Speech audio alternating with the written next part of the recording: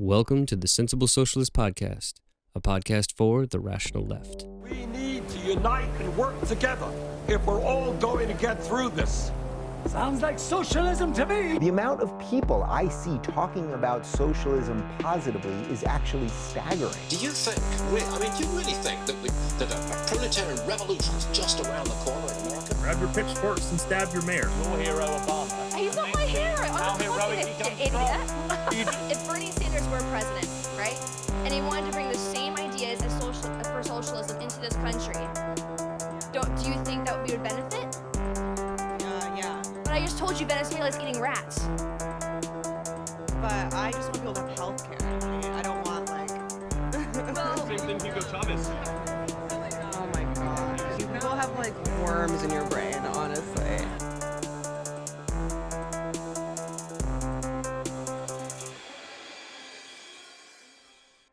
Welcome to this episode of the Sensible Socialist Podcast. I'm your host, Kevin Gustafson.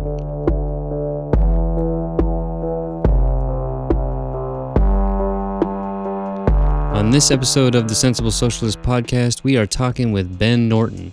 Ben Norton is a journalist, writer, and filmmaker. He's the assistant editor of The Gray Zone and a producer of the Moderate Rebels podcast, which he hosts with editor Max Blumenthal. That's the editor of The Gray Zone. His website's bennorton.com, and he tweets at Benjamin Norton. And I wanted to have Ben on the podcast for a long time. I've basically appreciated everything that Ben's wrote, specifically on the issues of U.S. foreign policy, which is something that he often focuses on. And I've had the chance to talk with him a few times about a few different things and really found his analysis to be on point. And so with what's going on in the news recently, with the conflict between the United States and Iran, I wanted to have Ben on the podcast to talk about some of the reporting he's done at the Gray Zone and to give us a background at U.S. and Iranian foreign relations. So I think this is really a great podcast episode and is really informative, has a lot of different analysis and background information. So if you're looking at understanding a bit more about the relationship between the U.S. and Iran, this is the episode for you. So without further ado, here's Ben Norton.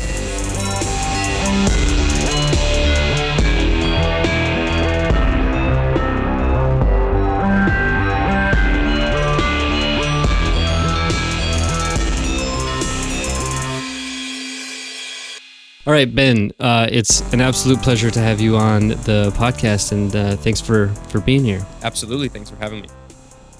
So I always wanted to start off with everybody that comes on the podcast to kind of give a little bit of your background and answer just sort of single question, which is, are you a socialist? And if so, what do you even mean by that? Absolutely. And it's a good question. I mean, I definitely am, but there's a lot of discussion of socialism in the U.S., but not necessarily what that means. You know, not to get academic, the definition frequently given is the working class's ownership of the means of production, collective ownership of the means of production. I don't want to get in kind of nitty-gritty economic argument and academic argument about what the means of production mean in the 21st century. I personally tend to just lean on a more kind of 20th century definition, which is, again, not exactly academic, but the commanding heights of the economy should be controlled collectively. And by the commanding heights, that would mean the major industrial sectors, the banking sector, transportation, communications. For me, socialism is obvious because it's democracy. It's the application of this notion of political democracy that we supposedly have to the economy. And it's so crazy to me and to billions of people across the world that Western capitalist liberal bourgeois democracies claim to be democracies, but in their understanding, the economy does not play into that definition of democracy, which is insane, because one of the main points of any state existing, any government existing, is to oversee how that economy functions. And in this neoliberal era, there's this totally unquestioned hegemonic ideology that says that if the state intervenes in the economy, it's inherently bad. unless, of course, it's to wage war, Bail out a bank. bail out banks. I mean, of course, that's the unwritten, unsaid dogma that is never challenged. But I think that should be extended to the economy as a whole, and we should understand economics in a democratic way as well. And the idea that water should be privatized is insane, and most people recognize in the U.S. that is an insane idea. Although in Chile and some other countries in the global south, the water system is privatized. I think we should extend that logic equally to the internet, which should be a national property, to communications. We have awful public transportation in the U.S., so transportation should be nationalized and owned collectively. And you can go on the list. And of course, the banking sector.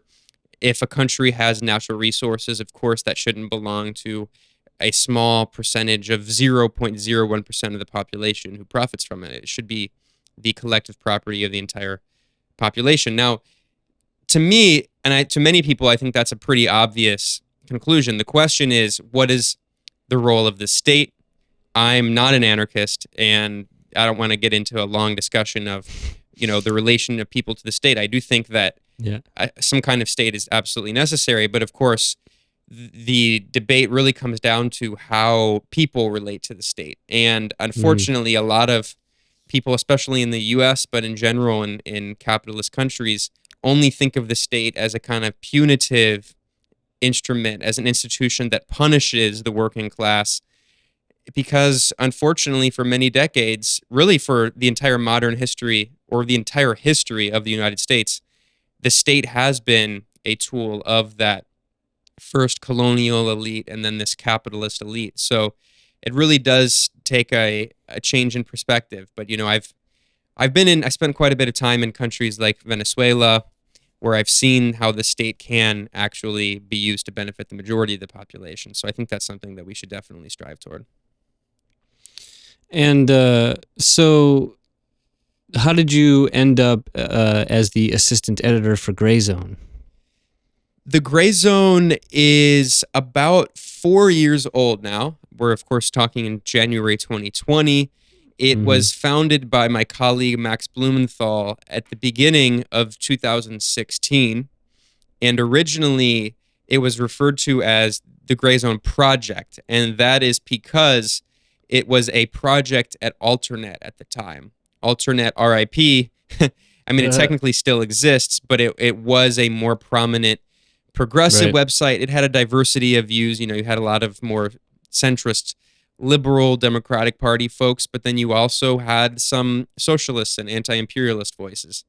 And Max was brought on to create an international focused vertical for the website called the Gray Zone Project, focusing on the war on terror, imperial wars abroad, regime change wars. And I, at the time, was still at Salon when he launched it, but then Salon brought on this neoliberal Silicon Valley CEO who laid off half of the writers, and I was one of the people laid off, and Max invited me to join Alternet. So we started reporting at Alternet, and then Alternet was bought by a neoliberal Clinton-supporting multimillionaire, who proceeded to lay everyone off and turned the publication sharply to the right and basically destroy it. I mean, Alternet barely exists now. So That is definitely not what it was, that's for sure. Yeah, I mean, they almost do no original content. It's mostly aggregation. Right. So Max and I, were discussing what we were going to do next, and we decided to keep running what was called the Gray Zone Project, but we dropped project. It's now just the Gray Zone because it's independent, and we launched our own website, thegrayzone.com. That's gray with an A, and ever since then, we've been growing a lot. And last year, in 2019, we expanded a bit, and we now are also working with Anya Parampil, a great journalist, and Aaron Mate, who is an excellent journalist who is, of course, well known for debunking the kind of Russiagate mania. So you can check us out there at thegrayzone.com. Yeah, and I'll definitely just say for anybody who's listening to this podcast, if you're listening to this podcast, you will likely enjoy damn near everything that's coming out of the Gray Zone. I personally do. So yeah, definitely second that. Go check it. Go check it out. But part of the work that Gray Zone was doing recently is talking about what's sort of actually going on with Iran recently. And so what I wanted to do was have you on to talk a little bit about not just what's going on recently, though we'll get there, but kind of a little bit of the background in terms of how we got here. So just to kind of catch up, obviously the United States recently, we're talking on the 10th of January in 2020, the United States conducted an airstrike in I think the first of the year, which killed, among other people, Qasem Soleimani, an Iranian major general in the Islamic Revolutionary Guard.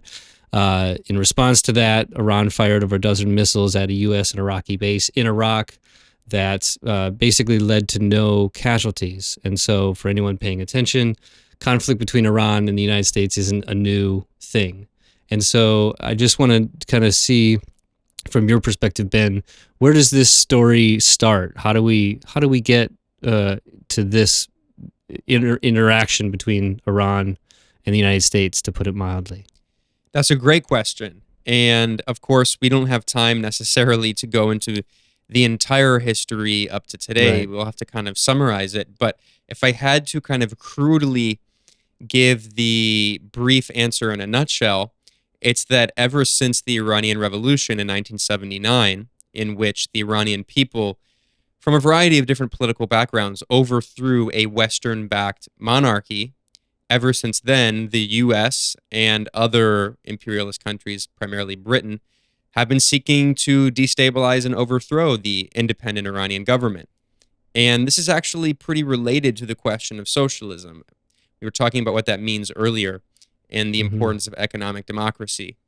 And the thing is, I absolutely support the idea of workers controlling their workplaces. Of course, I support cooperatives, all those things.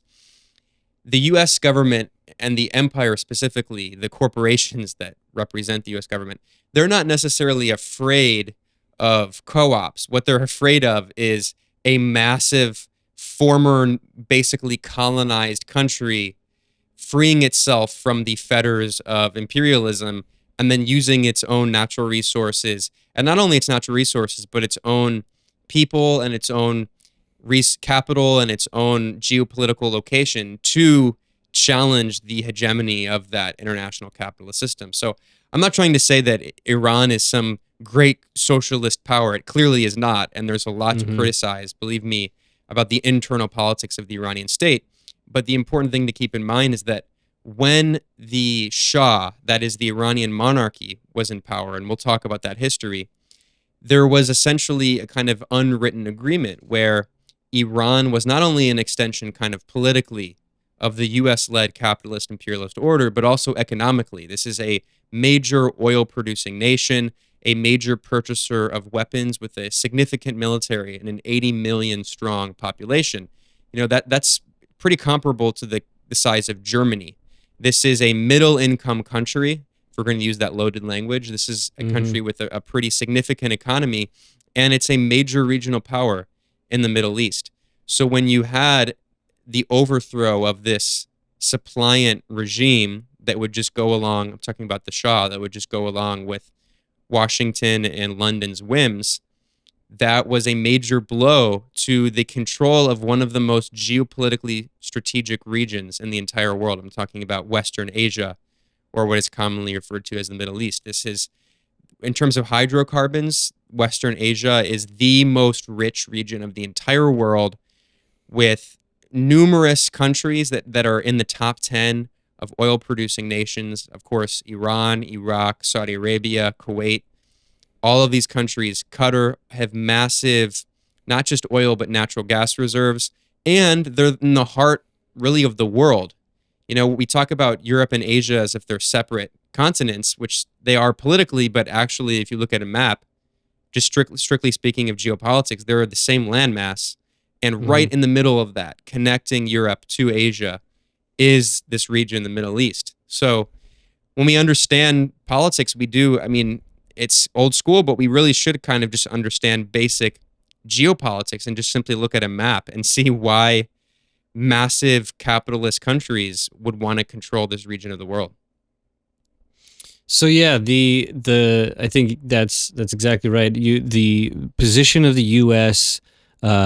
Towards Iran from basically the first moments of its interactions with Iran have been in order to gain a foothold, in order to exploit it. And it's maintained that position. I think that is one of the things that has gone through the entire history of the interaction between the United States and Iran is the intention of the United States to control Iran, and if it is unable to do whatever it takes to hurt or destabilize or in other ways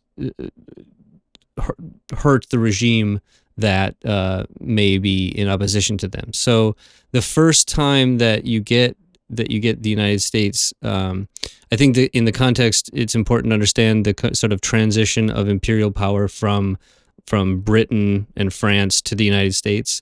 So there's this, I think in the end of World War II, you have the sort of closing down of the traditional British Empire and the transition to the American Empire, specifically in places around the Middle East. And Iran is one of these countries invaded during World War II to allow Lend-Lease shipments to go to the Soviet Union. But it was after then in 1953 that there was a coup. And I think for a lot of people, it's a little bit confusing because if you look at Iranian history, even if you do a rough shot, you have this period you have the Shahs, which are the monarchy of Iran. Then you have this emergence of a government under a prime minister, Mossadegh, who then does things like nationalize industries and move towards a more independent position, which results in a coup that reimposes the Shah. So can you give a bit of a background on sort of Mossadegh? What was he doing that, in the opinion of U.S. Imperial planners, warranted the coup against him and the reimposition of the Shah? Well, that's a great question, and I'm going to answer it in a second. But actually, I think there's history that's even less understood that is in some ways just as important, and that is the pre-World War II and World War II history. And I'll mention that really quickly, and then we'll get back to the 53 famous CIA coup. But I was talking about just understanding Iran strictly from a kind of geostrategic, geopolitical analysis, and that was very clear in the lead up to World War II, where Tehran, actually, the Pahlavi monarchy, was basically becoming a kind of protectorate of Nazi Germany. And there was a fight, a kind of proxy fight in World War II going on between the fascists and the Allies, because they all understood the very important geopolitical, strategic value of Iran. Mm-hmm. And people also might know, they heard of the Tehran Conference, which happened in 1943, toward the end of World War II. That was a famous meeting of the so-called Big Three, right? Of the leaders FDR, Churchill, and Stalin. They met in Tehran at the Soviet embassy. So that kind of shows, that was one of the most important meetings of World War II, and it happened in Iran. Right. And of course, Turkey was another country that was a major player geopolitically in the region during World War II, and both of those countries have been kind of erased from World War II, but actually it's important to understand that. And then toward the end of World War II, the Soviet Union was supporting the Tudeh party, which was the communist party in Iran, and actually there was a brief period of a secessionist republic called the Azerbaijan People's Republic in northern Iran that was a communist state declared in 1945, backed by the Soviet Union, and there was a revolution led by Iranian communists from the Communist Party, Tudeh. So there's actually a really interesting history there that is not really well understood and documented. And we have to understand that kind of radical history to lead us through the period of the 50s, where you have the rise of this progressive republicanism, and then, of course, leading up to the Iranian Revolution in 1979. Mohammad Mossadegh came out of this growing labor movement and this growing kind of political crisis in the country. Because what happens is in 1925, the Pahlavi dynasty takes over the country, and they really ruled the country on and off until the revolution in 79.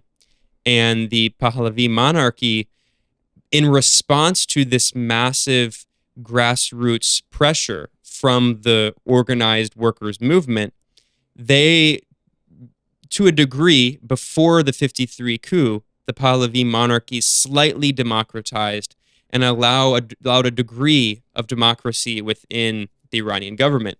And that is, of course, what led to the election of Prime Minister Mohammad Mossadegh.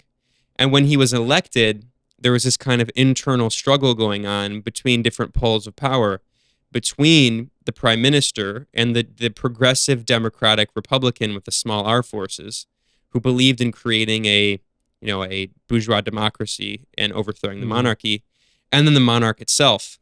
And that is what helped invite the CIA MI6 American British coup to overthrow the semblance of democracy that was growing inside Iran. So people frequently talk about the role of oil, and absolutely, oil is a huge factor in this, that Mohammad Mossadegh got enough votes as prime minister to nationalize the Anglo-Iranian oil company, which became British Petroleum, now known as BP.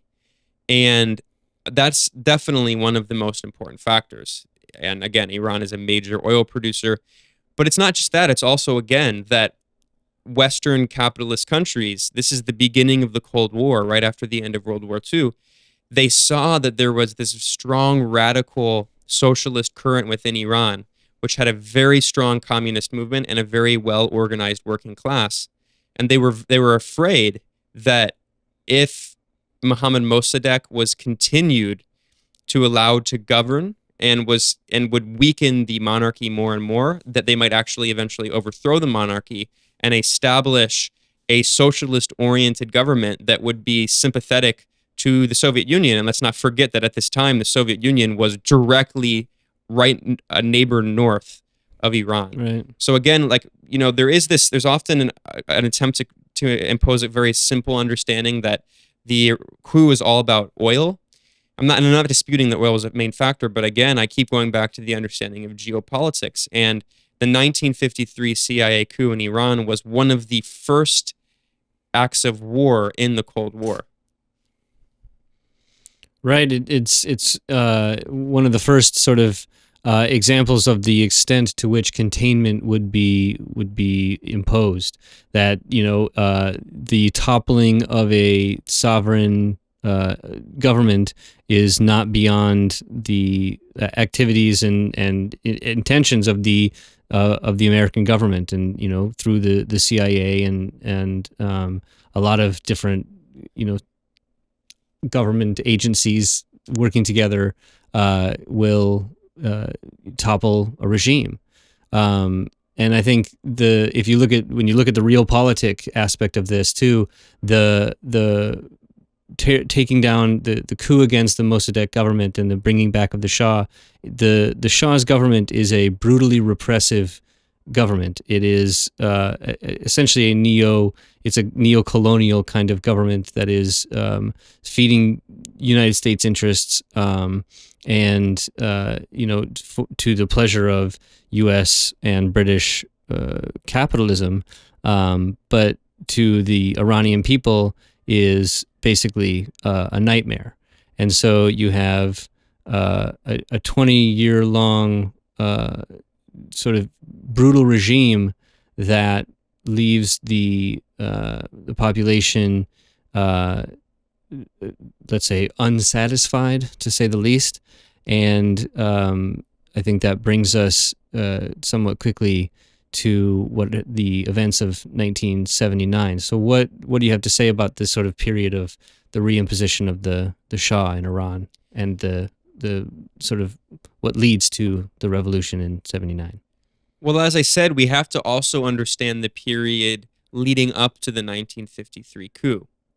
And I mentioned, of course, that the 53 coup in Iran, backed by the CIA and MI6, was one of the first acts of the Cold War, let's not also forget the next year, 1954, in which the CIA overthrew the progressive Republican government in Guatemala of Arbenz. And like Mohammad Mossadegh, this is a guy who was definitely not a communist. In fact, what's ironic is that both Mohammad Mossadegh in Iran and Arbenz in Guatemala, both of whom were democratically elected, they were actually kind of anti-communist, and they domestically repressed the communist movement. But like I said, they were progressive-oriented social democrats who believed that the natural resources of their country should be nationalized to benefit the vast majority of the population. And to the CIA, to the U.S., to the U.S. That's a communist. capitalists. Yeah. I mean, to the U.S. capitalists on Wall Street that really dictate U.S. policy, that is a threat to their bottom line, and not only to their bottom line, but it potentially is a step toward socialism and a threat systemically. So let's never forget the threat of a good example. When we're talking about the constant attempts to overthrow all of these governments, from Iran to Cuba to Venezuela, it's also about the threat of a good example, a country actually implementing these socialist policies and succeeding. And if you look at the debate around Mohammad Mossadegh, when the Iranian parliament, the Majlis, in 1951 elected him as prime minister, and when he moved to nationalize the colonial British-controlled oil industry, if you look at the argument given by the Shah and his supporters, by Mohammad Reza Pahlavi and his supporters, they claimed, well, we can't. They said, of course, we're sympathetic to nationalizing the oil, but what was the reason they gave? We can't nationalize the oil because then Western countries are going to impose an oil embargo on us, and it's going to destroy our country, which is ironically what's actually happening right now. So in that sense, the monarchy was not actually wrong. Of course, that's just the excuse they gave to justify it. And then, of course, the monarchy had the backing of the US and UK to overthrow Mossadegh. And it's at that point when the monarchy becomes extremely repressive. And I'm not trying to whitewash or downplay the repression of the monarchy before 53. Of course, this is still a reactionary monarchy. But the thing is, Mohammad Reza Pahlavi, who was the son of the Reza Pahlavi first monarch, so there were two kings from the Pahlavi dynasty who were in power. His son both of them tried to portray themselves as reformists, but especially his son. You know, in the 40s and 50s, this is a time of modernization. You know, that's a complex word. I don't really like the term modernization, but for better or for worse, that's the kind of narrative going on in the Middle East. And Mohammad Reza Pahlavi, the monarch, is looking toward Western capitalist countries, toward Europe specifically, to so-called modernize Iran. And it was actually the coup and the overthrow of Mossadegh that made their monarchy even more repressive, because they understood that they had these internal working class forces that were trying to overthrow the monarchy.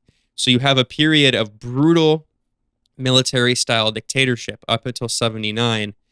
And this isn't even well understood either in terms of the extreme violence, not only inside Iran, but the violence against the Iranian diaspora. And of course, many of the revolutionaries from Iran were living in exile. Most of them were socialists, mostly Marxists. And some of them were killed and tortured in exile in Europe and the US by the notorious security forces, the kind of secret police of the Shah, known as SAVAK, S-A-V-A-K.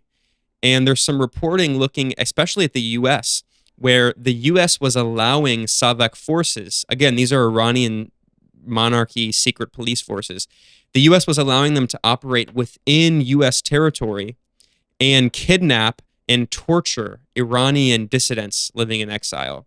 So it was a very brutal time. And of course, the US was backing this to the hilt. You mentioned correctly that after World War II, the British Empire was in ruins. The British is largely responsible for helping to prop up the Pahlavi dynasty in the first place. But by the end of World War II, the US becomes one of the world's leading, really the world's leading hegemon.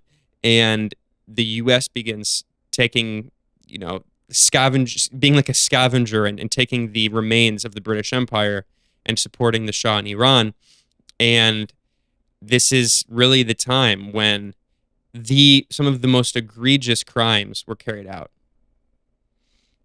And from the position of the sort of State Department, Foreign Service kind of perspective, and from that realpolitik too, the acts of that government don't really matter when you're talking about establishing a foothold in a place like Iran that borders the Soviet Union and that is going to be friendly to you. Whatever the regime that's in that area is, it doesn't really matter. And this is the same in whether it's the Philippines or Indonesia or Chile or whatever. From the perspective of the United States, if the regime is friendly to us, what it does to its own people or what kind of government it has, fascist or otherwise, is not really relevant to us.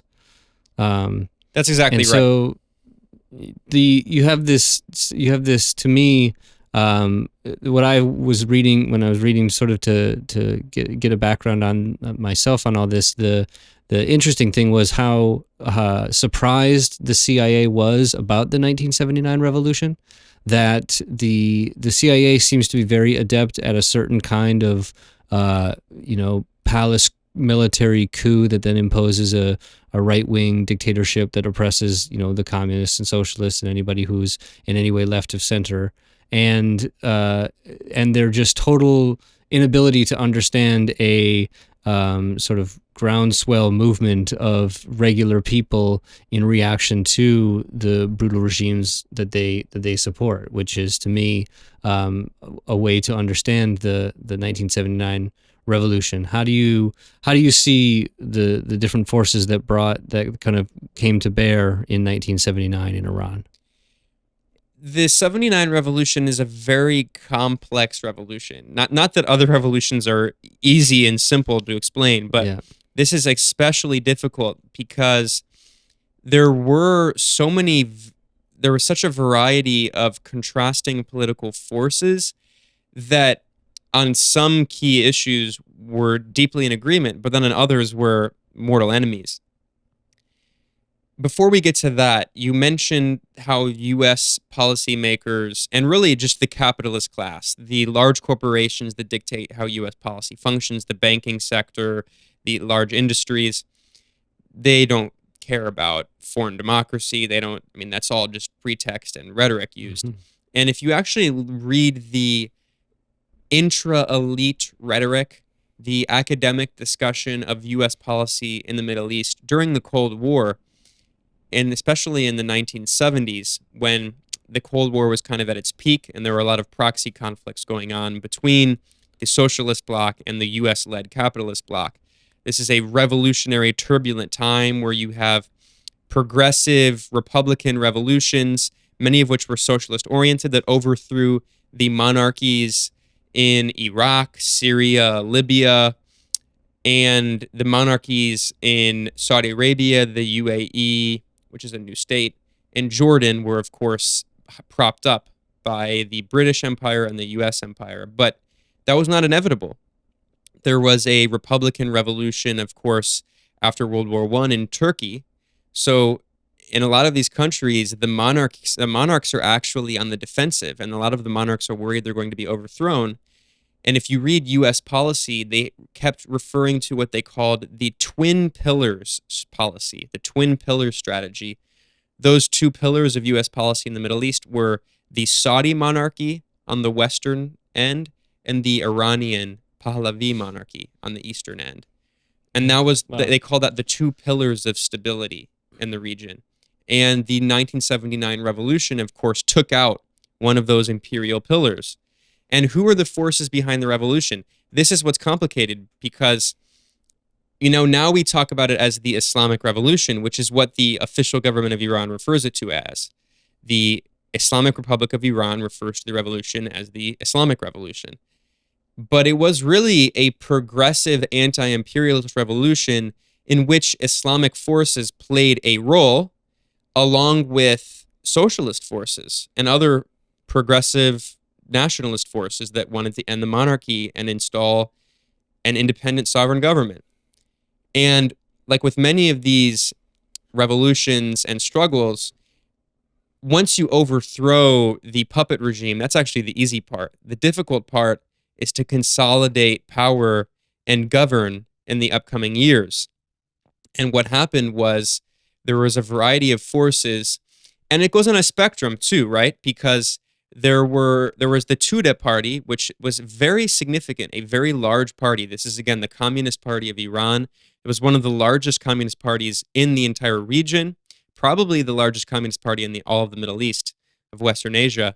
And they were the most likely forces to come out on top. So the historical irony of this is that it was actually the French government, the post-colonial imperial French government, and even U.S. intelligence services, not greatly, but to a small degree, they actually helped facilitate Khomeini's trip to Iran when these protests were breaking out, when this revolutionary upheaval was breaking out. So the irony, as with many of these historic ironies, is that to an extent, it's actually Western imperial powers that bear partial responsibility for the Islamic revolution, the Islamist forces being the ones that came out on top and not the socialists, because of course they would prefer a more right-wing Islamist government than a communist one. So people forget that Ruhollah Khomeini, who became the first supreme leader of Iran, was living in exile in France for a long time. And he was circulating a lot of his famous speeches on tapes inside Iran.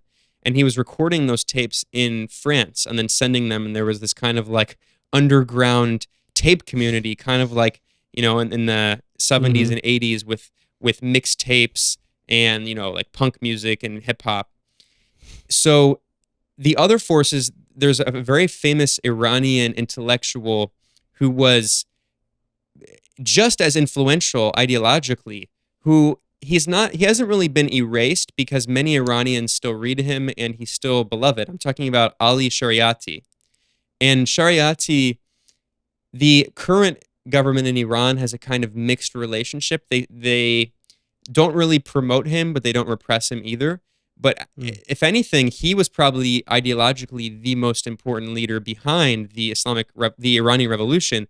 And Shariati was very influenced by Marxism and also influenced by the legacy of liberatory Shia Islam, because because Iran is a majority Shia country, and there's a long history in Shia Islam of this more progressive revolutionary theology that emphasizes fighting on behalf of the oppressed and fighting against the oppressor, partially because the Shia have been in the minority for so long that they have this history of being repressed and facing persecution. So they've developed this history of resistance to tyranny in a similar way that many Jews living in exile in the diaspora who were forced out and faced persecution and faced anti-Semitism, many Jews developed a kind of liberatory politics. So there's actually a kind of interesting parallel between the history of kind of Jewish thought and Shia theological ideology. But anyway, the point is that after the revolution, it was obviously the Islamic forces that came out on top. And we do have to acknowledge that, we'll talk about the Iran-Iraq war in a second, because I know you wanted to ask me about that, but we do have to acknowledge that eventually the Islamist forces that took over were actually so afraid in the 1980s of the communist Tudeh party doing a revolution against them that they actually massacred and exiled many of the communist leaders in Iran. So that's a very complex legacy, and the final note I'll say here is that the irony of that historical legacy is Slavoj Žižek has this idea he talks about. I'm not a huge fan of Žižek. In fact, I have many vehement disagreements with him. So on and so on. Yeah, he's a provocative thinker, and I don't agree with. I don't endorse most of his views. But he actually has this interesting essay where he talks about how revolutions cannibalize their young. and then they co-opt the ideas of those revolutionaries they cannibalized and adopt them as their own.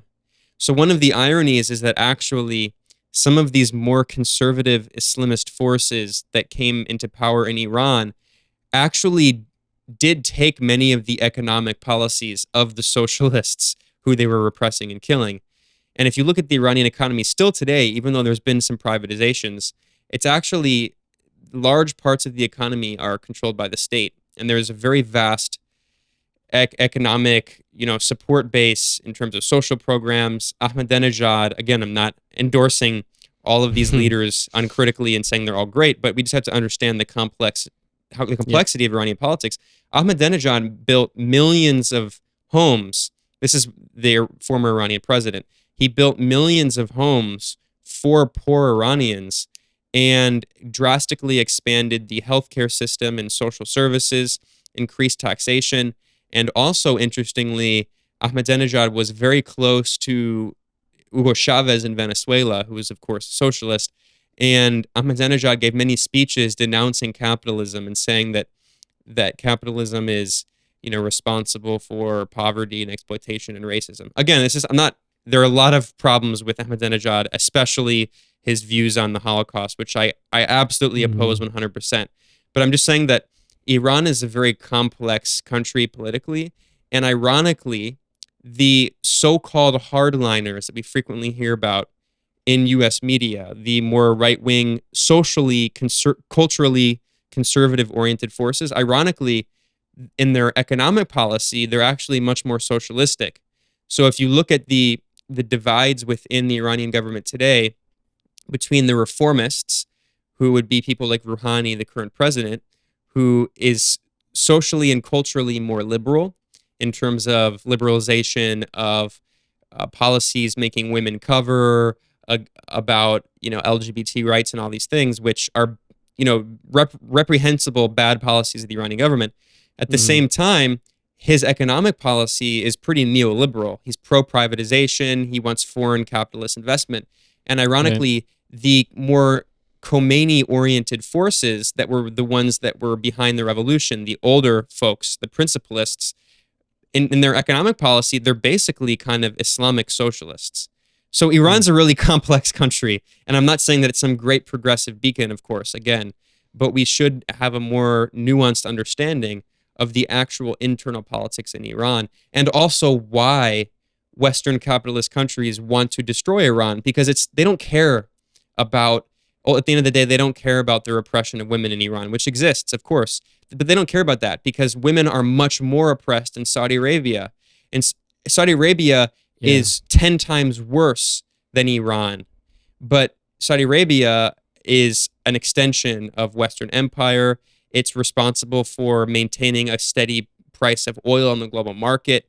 It is a massive purchaser of American and British weaponry. It is integrated into this global imperialist system. Yeah. So one thing that when you were talking about it, it sort of reminded me of this thing that I've been thinking about for a while. And as somebody who I think knows a bit about this, I'm curious your opinion. But for a lot of places, especially in the global South, socialism and socialist ideas, or even Marxist ideas, were in many ways synonymous with or always in line with anti-imperialist struggles. So, from Cuba, all over Latin America, in Africa, a lot of the anti-imperial, anti-colonial struggles took on a socialist flavor. Reading Lenin's treatise on colonialism as the final stage of capitalism or imperialism. And so there was this character of anti-imperialist struggles always having this socialist character. And I think in 1979, what you have is, in some ways, the first anti-imperialist struggle that has an Islamist character. And there is a way that you can get an anti-imperialist ideology, for lack of a better term, from Islamist ideas, from ideas in the Quran and the Hadith and things like that. And so they can fuel anti-imperial struggles, even like I think the way the Mujahideen would see themselves in Afghanistan is sort of fighting an anti-imperialist against an imperialist Soviet Union. And so the Iranian Revolution to me is this sort of pivotal point in at least anti-imperialist struggles, where a lot of the anti-imperialism moves, especially in the Middle East, obviously, but even in northern Africa and other places in Africa, that you have socialism waning as the ideology that's fueling anti-imperialist struggles, and a sort of Islamism or Islamic jihadism or whatever you want to kind of call it. So as sort of Arab socialism wanes, the Islamism kind of takes over. What do you think about that kind of analysis in terms of the geopolitical role of the Soviet Union waning and the rise of the sort of what would eventually be fuel for the global war on terror, shall we say? That I think that's a very valid point, and it's something definitely to peruse on, to think about for a second. So what I would say is that, ironically, I mentioned how Khomeini, the first Ayatollah who became the first supreme leader of Iran after the 79 revolution, Khomeini, ironically, was actually, I don't want to say he was like a Western intelligence asset. He was not. But Western intelligence agencies, like I said, preferred him, of course, over the communist forces. And once he came into power, and then they realized that this was not going to be a compliant regime that was just going to follow along with Western imperialism, then they became an enemy. But it once again shows how this history works, where some of these forces who were at first backed by imperialism can later actually turn against imperialism. Another example of that going on right now is Khalifa Haftar in Libya, who was living in suburban Virginia. He was obviously a CIA, not in his case, he was literally a CIA, probably agent, if not just a blatant CIA asset. So it's different from Khomeini, but the point is now it's kind of out of control in Libya, and it's actually, he's not just following Washington's orders. So these things don't always go as they're planned, but ask Juan Guaido about that. No, exactly. Well, a better example is someone like Noriega or Saddam Hussein. Saddam Hussein was brought to power in a CIA-backed coup against the left wing of the Iraqi Arab nationalist movement, and in fact, the former Iraqi leader was very pro-Soviet, and Saddam Hussein represented the right wing of the Ba'athist movement, and they had a strong split with the Syrian Ba'athist movement and became strong enemies. And the CIA gave Saddam Hussein a list of communists, because the Iraqi Communist Party was very significant, was very large, and the CIA helped Saddam use that list to murder and exile the Iraqi communist movement. So the CIA was helpful to the Iranians even after the 79 revolution at getting rid of the communists too. So like for the United States, it doesn't matter, even if it's the Islamic Republic of Iran. Hey, if there's communists and there's a government willing to kill them, let's do it. And this historical example feeds really well into answering your question, because it shows how, from the perspective of Wall Street and the capitalists, who again are the ones really determining U.S. policy, because that's what this is about at the end of the day. It's about maintaining the U.S. dollar as the global foreign currency reserve, maintaining the dictatorship of the U.S.-led financial system of the World Bank and the IMF, making sure that all of these countries trade oil in dollars, that they buy American and British and European weapons, that they at least support NATO if they're not like some kind of observing member or ally of NATO. From that perspective, the biggest enemy, number one enemy, would be communists, socialists, these leftist forces. But then if you go, there's like a kind of hierarchy. At the top, Soviet Union, communism. Below that, socialist forces that are not communist but are progressive and anti-imperialist. So that would be like Arab nationalist forces, Nasser in Egypt, the Ba'athist and Arab nationalist forces in the Middle East. Below that would be the kind of progressive social democratic Republican forces like Mossadegh. And then below that, I mean, you just keep going down and there's these layers. So what happens is that after the end of the Cold War, the collapse of the socialist bloc, the destruction of the Soviet Union, the mass privatization of the former Soviet states, is that these few remaining countries that still have socialistic policies that were actually very much not communist. I'm talking about Muammar Gaddafi's Libya, the Assad's Syria, Saddam Hussein's Iraq. You know, this isn't in any way to uncritically endorse all of these countries, but they did have strong socialist policies and strong state intervention in their economies. And after the collapse of the socialist bloc, with the total domination of the World Bank and IMF, they were forced to partially liberalize their economies, but they didn't liberalize everything. And they still maintained a degree of strong state intervention in the economy. And ever since then, the goal has been to destroy any one of these states that has, they're not communist, and many of them were anti-communist. Again, the Iraqis were anti-communist, but because all the communists have been overthrown, well, they couldn't overthrow Cuba. So now they're going after the countries under that on the totem pole, right? So from the perspective of capitalism and empire, any country that is not just totally neoliberal, that doesn't just privatize everything, that state needs to be overthrown and restructured. And this also helps us understand the insane drive toward endless regime change war, overthrowing all of these countries. And the war in Iraq was not just about oil. I mean, that's certainly part of it. It's also about geopolitics, but it's also about privatizing the Iraqi economy, which is exactly what they did. They brought in Paul Bremer, a conservative U.S. politician who had no experience in Iraq, who didn't speak a word of Arabic, who became the leader of the interim leader, the king of Iraq. And then he brought in a bunch of interns from the ultra-right-wing Heritage Foundation who tried to implement Chicago Boys-style neoliberal shock therapy to privatize the entire Iraqi economy.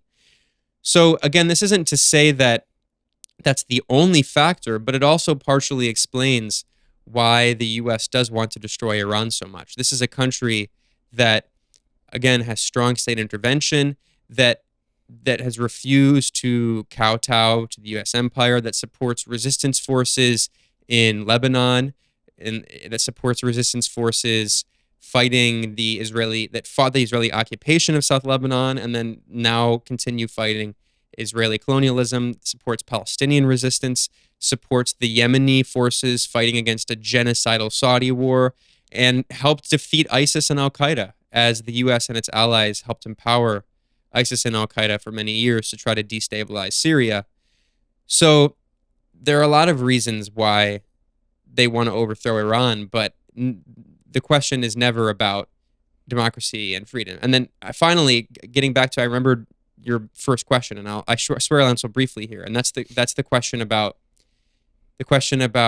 this revolution in '79 being one of the first post-Cold War revolutions that wasn't Marxist oriented.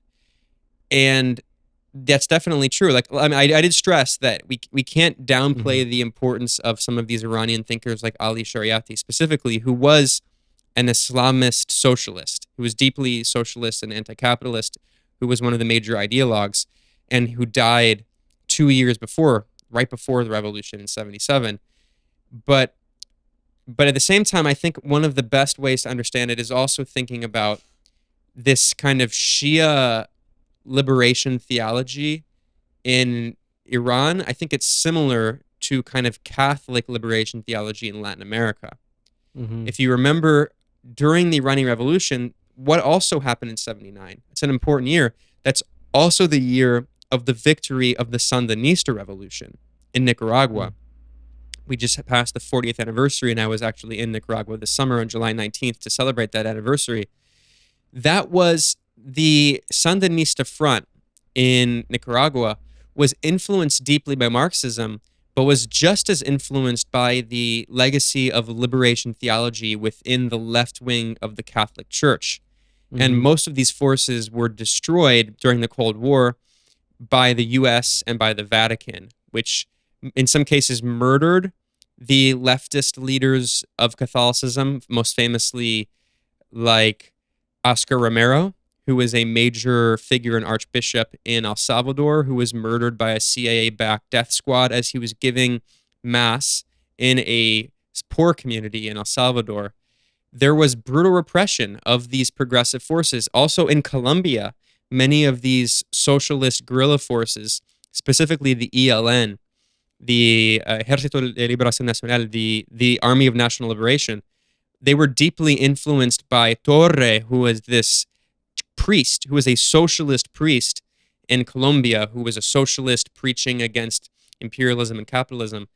So in many of these countries, there are these kinds of religious-oriented progressive socialist movements, and what they tend to be is economically, they're very progressive and socialist, and then often in their cultural policies, they're much more conservative. So just like the Iranian progressive, economically progressive Islamist forces, who were also, they had, anti-women views and all these anti-LGBT views. Similarly, a lot of the liberation theology forces in Latin America have very complex and reactionary, frankly, views on women's rights, abortion, LGBT rights. So these are complex movements, but I don't think that the Iranian forces we're talking about in the revolution were some unique Iranian thing, because when people talk about Orientalism, there's certainly, Iran is endlessly portrayed through this Orientalist lens about how the Middle East is this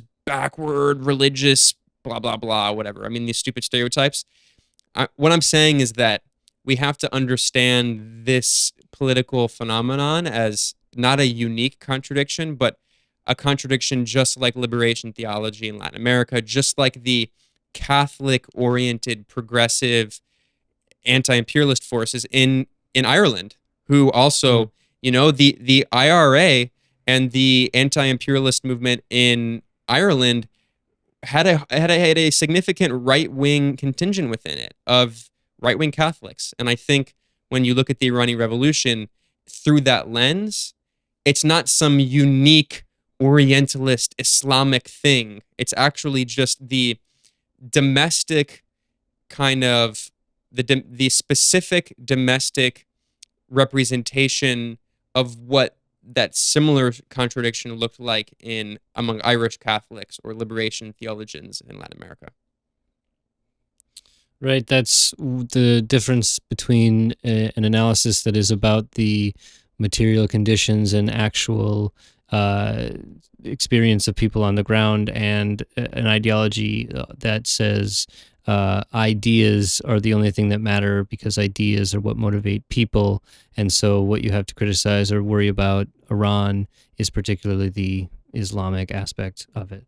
But that's an aside. Well, if we're not doing materialist analysis of history, what are we doing? I mean, you asked what it means to be socialist. It also means being a materialist and understanding that it's not ideas that change history. It's material forces, and ideology dialectically plays a role in moving those material forces, but they're not moved strictly by ideology. Right, exactly. There is an interplay between those two things, but one is not the cause of the other. So the thing that I think a lot of people that might not know all of might not know the in-depth history of the United States and Iran may be confused, I think, by the fact that this recent attack was actually an airstrike in Iraq, and then the response to this attack in Iraq is another attack in Iraq, which sort of brings me to the relationship between Iran and Iraq post the 1979 revolution, because it's in 1980 that a war starts between Iraq and Iran. And I think mostly I'm curious about the consequences of this war and the participation in the U.S. In terms of arming and helping the Iraqis, while also surreptitiously arming and sending our arms to Iran to fund a right-wing terrorist army against the Sandinistas in Nicaragua. That I'm so glad you made that historical parallel, because, like I said, the same year of the Iranian Revolution is the year of the Nicaraguan Revolution, and there were these revolutionary movements throughout Central America. El Salvador with the FMLN and similar movements in Guatemala. There was, of course, a genocide that happened with the backing of the U.S. under Rios Montt against the communist guerrilla forces in Guatemala, in which tens of thousands of leftists, labor organizers, and specifically the Maya community, there was a massive genocide carried out by a U.S.-backed right-wing military dictatorship. And then the UN later published a massive study and found that the communist guerrillas were responsible for something like less than 5% of civilian casualties, whereas the US-backed military dictatorship forces were responsible for something like 95% of the civilian casualties, which it just shows that the entire narrative about the Cold War is that we've been fed our entire lives is actually the complete reality. It's the complete reverse, rather. It's a complete lie. It's that the US-backed capitalist forces were responsible for murdering and massacring and torturing and raping civilians, whereas the socialists were the ones who had the support of working people and did not target civilians. And if they did accidentally hit some civilians, it was not intentional, of course. So anyway, so those historical parallels are important. And you mentioned the Iran-Iraq War. So what happens is the U.S. is seeing these revolutionary movements continuing throughout the 70s. The U.S. loses the Vietnam War to the Vietnamese National Liberation Front, which, let's not forget, I mean, they were much more influenced by Marxism than let's say, in Central America. But let's not also forget that there was a strong Vietnamese nationalist element. So all these anti-colonial national liberation struggles, of course, there's a deep nationalist current to all of these movements. And in Iran, similarly, there was this nationalism, but the nationalism ended up taking more of an Islamist form because of the history of Shia Muslims in Iran, and also because of the Pahlavi dynasty. The monarchy in Iran had kind of co-opted nationalism and turned it into a kind of weird racialist, quasi-Naziistic understanding of race about Iranians, Persians specifically, being the true Aryans. And actually, it was the Pahlavi dynasty that changed the name of the country to Iran. And the Pahlavi dynasty did that because Iran, their argument was that it's more related to the ancient name, which is related to Aryan. So, people talk about Aryans, right? Like Aryan, like the Nazis said that they're the Aryans. Well, the actual Aryans, if you look where they come from, the actual capital A Aryans as a group, not like this like Nazi ideology of blonde hair, blue eyes. Actual Aryans have black hair and lighter skin, and they come from modern day Persia and South Asia. So it was actually the Pahlavi dynasty had this kind of weird racist nationalism that said that we're the true white people, we are the true Aryans. We have this ancient civilization, which Persia does have a very great many thousands of years of great, history, great with a capital G, in terms of scientific discovery and music and art and all this stuff. But because of that weird nationalism that was associated with the Pahlavi monarchy, this is backed by the US and the UK. They don't care about it really. Because of that nationalism, the anti-imperialist forces were not really nationalist. They were Islamist and communist. But again, we saw that the communists were the ones who lost. Anyway, so getting back to the 80s, after the revolution, Iraq invades Iran, intent on containing this new revolutionary government. Iraq under the leadership of Saddam Hussein. The Iran-Iraq War is one of the strangest wars you will ever read about. From a geopolitical angle, it is just crazy. And I'm never going to pretend, I'm never going to pretend to understand the deep intricacies of this war because, I've read a bit about it, but it would take years of deep scholarly study to understand why it was this case. But the forces, if you just like go on Wikipedia or something and you look at the forces in the Iran-Iraq War, it makes no sense because on the Iraq side, you have the Western capitalist and imperialist powers, of course, the US, Germany, France. But then you also have the Soviet Union. And then on the Iranian side, in support of this new revolutionary republic, you have support from North Korea, which was actually using weapons from the Soviet Union. So the Soviet Union was sending weapons to North Korea, which was then sending those weapons to Iran to fight against Iraq, which was backed by the Soviet Union. Because the Soviet Union at this point, this is in the 80s, the Soviet Union is going through economic and political instability. And this is, of course, during the time of the war in Afghanistan, in which the CIA, Saudi Arabia, and Pakistan were supporting these extremist Islamist forces to try to bleed the Soviet Union at what they referred to as its soft underbelly, right? Because Afghanistan is pretty close to Russia and the former Soviet Union. It's miles away, I mean, thousands of miles away from the US, but it's actually very close to the former Soviet Union. And the Soviet Union at this time was taking a more restrained foreign policy and trying to err on the side of stability. So they sided with Iraq to try to support Iraq. And then, of course, the main forces behind Saddam. I mean, the Soviet Union was not one of the main forces. It was mostly the US and Germany and France. And when Saddam Hussein was carrying out some of his most egregious crimes in the Iran-Iraq War, which was an 8-year war from 80 to 1988, in which more than 1 million people died, most of whom were Iranians, Saddam Hussein was using brutal chemical weapons, including sarin gas and mustard gas. And where did he get this? It was provided to him by Europe, by the Germans and the British. And then the CIA was using its satellites and giving intelligence to Saddam Hussein and helping him gas Iranians, including not only Iranian fighters, but also Iranian civilians. And Iran's allies in the war were also South Yemen. South Yemen was the only Marxist country in the Middle East, and the South Yemen People's Republic was supporting Iran. And they also had support of China. It's a very complex and very strange war. And of course, Syria, because Syria, during the Iran-Iraq War, Syria was an enemy of Iraq, because I mentioned that Saddam Hussein was the right wing of the Ba'athist movement, and Saddam and Syria, which was the left wing of the Ba'athist movement, saw each other as enemies. And ironically, the Soviet Union was supporting both of them, and the US was supporting Saddam. So it's a crazy conflict. But anyway, it's just weird, yeah.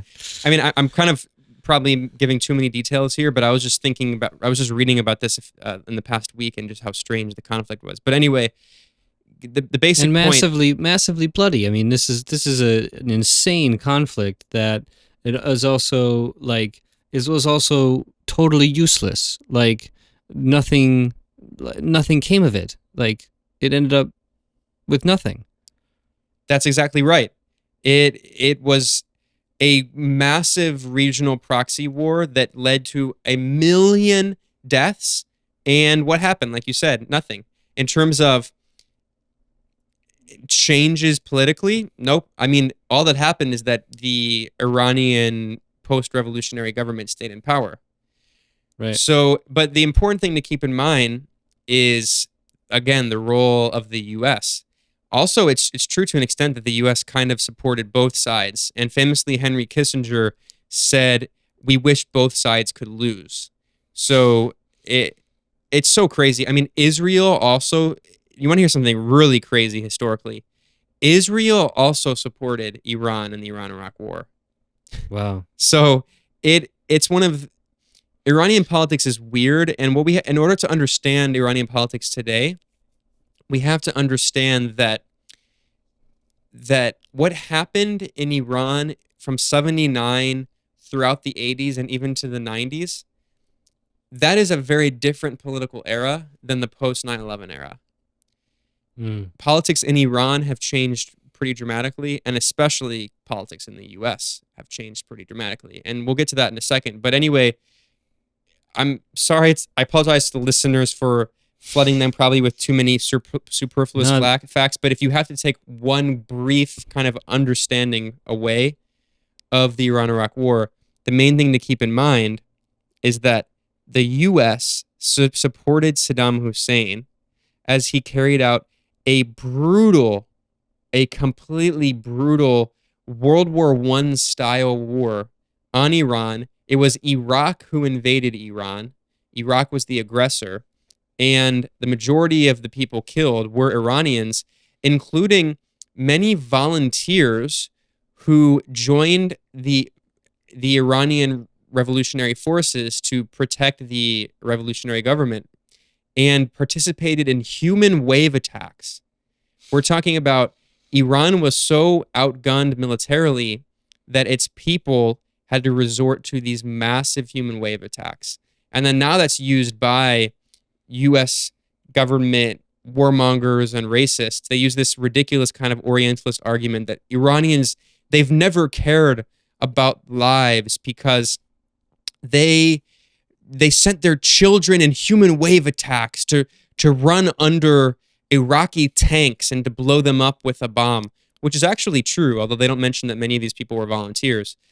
But that's actually a sign of the desperation of the Iranian people trying to defend their country against a brutal war backed by the U.S. It's not a sign that they don't value human life. And that's just a disgusting argument.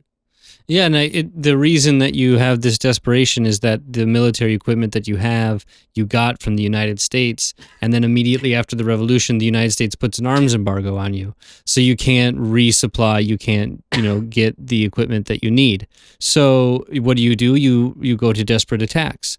Or you try to find some way around it and get involved with a corrupt U.S. Administration, the Reagan administration, to, like you said, funnel weapons that would be illegal under the U.S. arms embargo through Israel to Iran in its fight with Iraq, so that the United States could basically make a little extra money, sell some of the weapons it needs to sell, and fund the Contras in terrorist war in Nicaragua, which did ultimately lead to a case at the International Court of Justice between the U.S. and Nicaragua for the U.S. role in funding that guerrilla army, which the U.S. lost, and then, of course, subsequently pulled out of the court because it is, of course, the United States.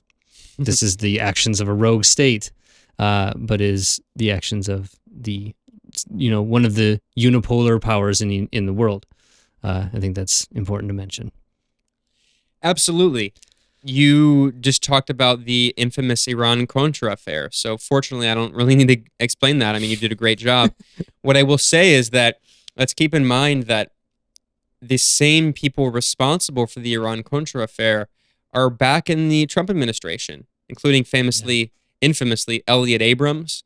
I mentioned the genocide in Guatemala. Elliot Abrams helped oversee that policy of genocide. There was also a genocide carried out by Saddam Hussein during the Iran-Iraq War that was also backed by the U.S. And this is at a time when he's being armed, of course, directly by the U.S. and supported by the CIA and American intelligence. So this comes down to strictly an understanding of the prerogatives, the logic of empire. Yeah, and this being one of the crimes that Saddam Hussein is eventually tried and hung for, a attack on Kurdish civilians that was perpetrated with U.S. weapons. Yeah, it's called the Al-Anfal genocide, and the exact number is not known, but probably around 100,000 Kurdish civilians were killed. And ironically, you want to hear another? Again, this war is so crazy, but it also goes to show how politics is not static. During the Iran-Iraq War, Iran actually supported Kurdish separatist, they're not all separatists, but Kurdish nationalist forces inside Iraq. So It's a very weird struggle. And then, of course, one of the most infamous forces that was allied with Iraq was, we have to talk about the Mujahideen al-Khalq, the People's Mujahideen of Iran, known by the acronym the MEK. The MEK was recognized by the U.S. government as a terrorist organization for carrying out many acts of terror against civilians inside Iran and in other countries. They allied with Saddam Hussein again, this is an Iranian group that allied with Saddam Hussein to kill their fellow countrymen in the Iran-Iraq War. And where is the MEK now? They are directly backed by the U.S. government. The MEK, which is also an extremely bizarre cult. We were talking about this kind of overlap in Iran between Marxist, socialist ideas and Islamism. The MEK actually is one of these groups that it began as a kind of fusion of Marxism and Islamism, and was also just supremely opportunist. And then you realize over time that its commitment to Marxism was never really that serious. And it eventually just dropped the pretense of commitment to Marxism. And then several years ago, the MEK said that they support free markets. And they're now a complete tool of specifically the Republicans, which are very close to the MEK. And they were led by this couple, the Rajavis.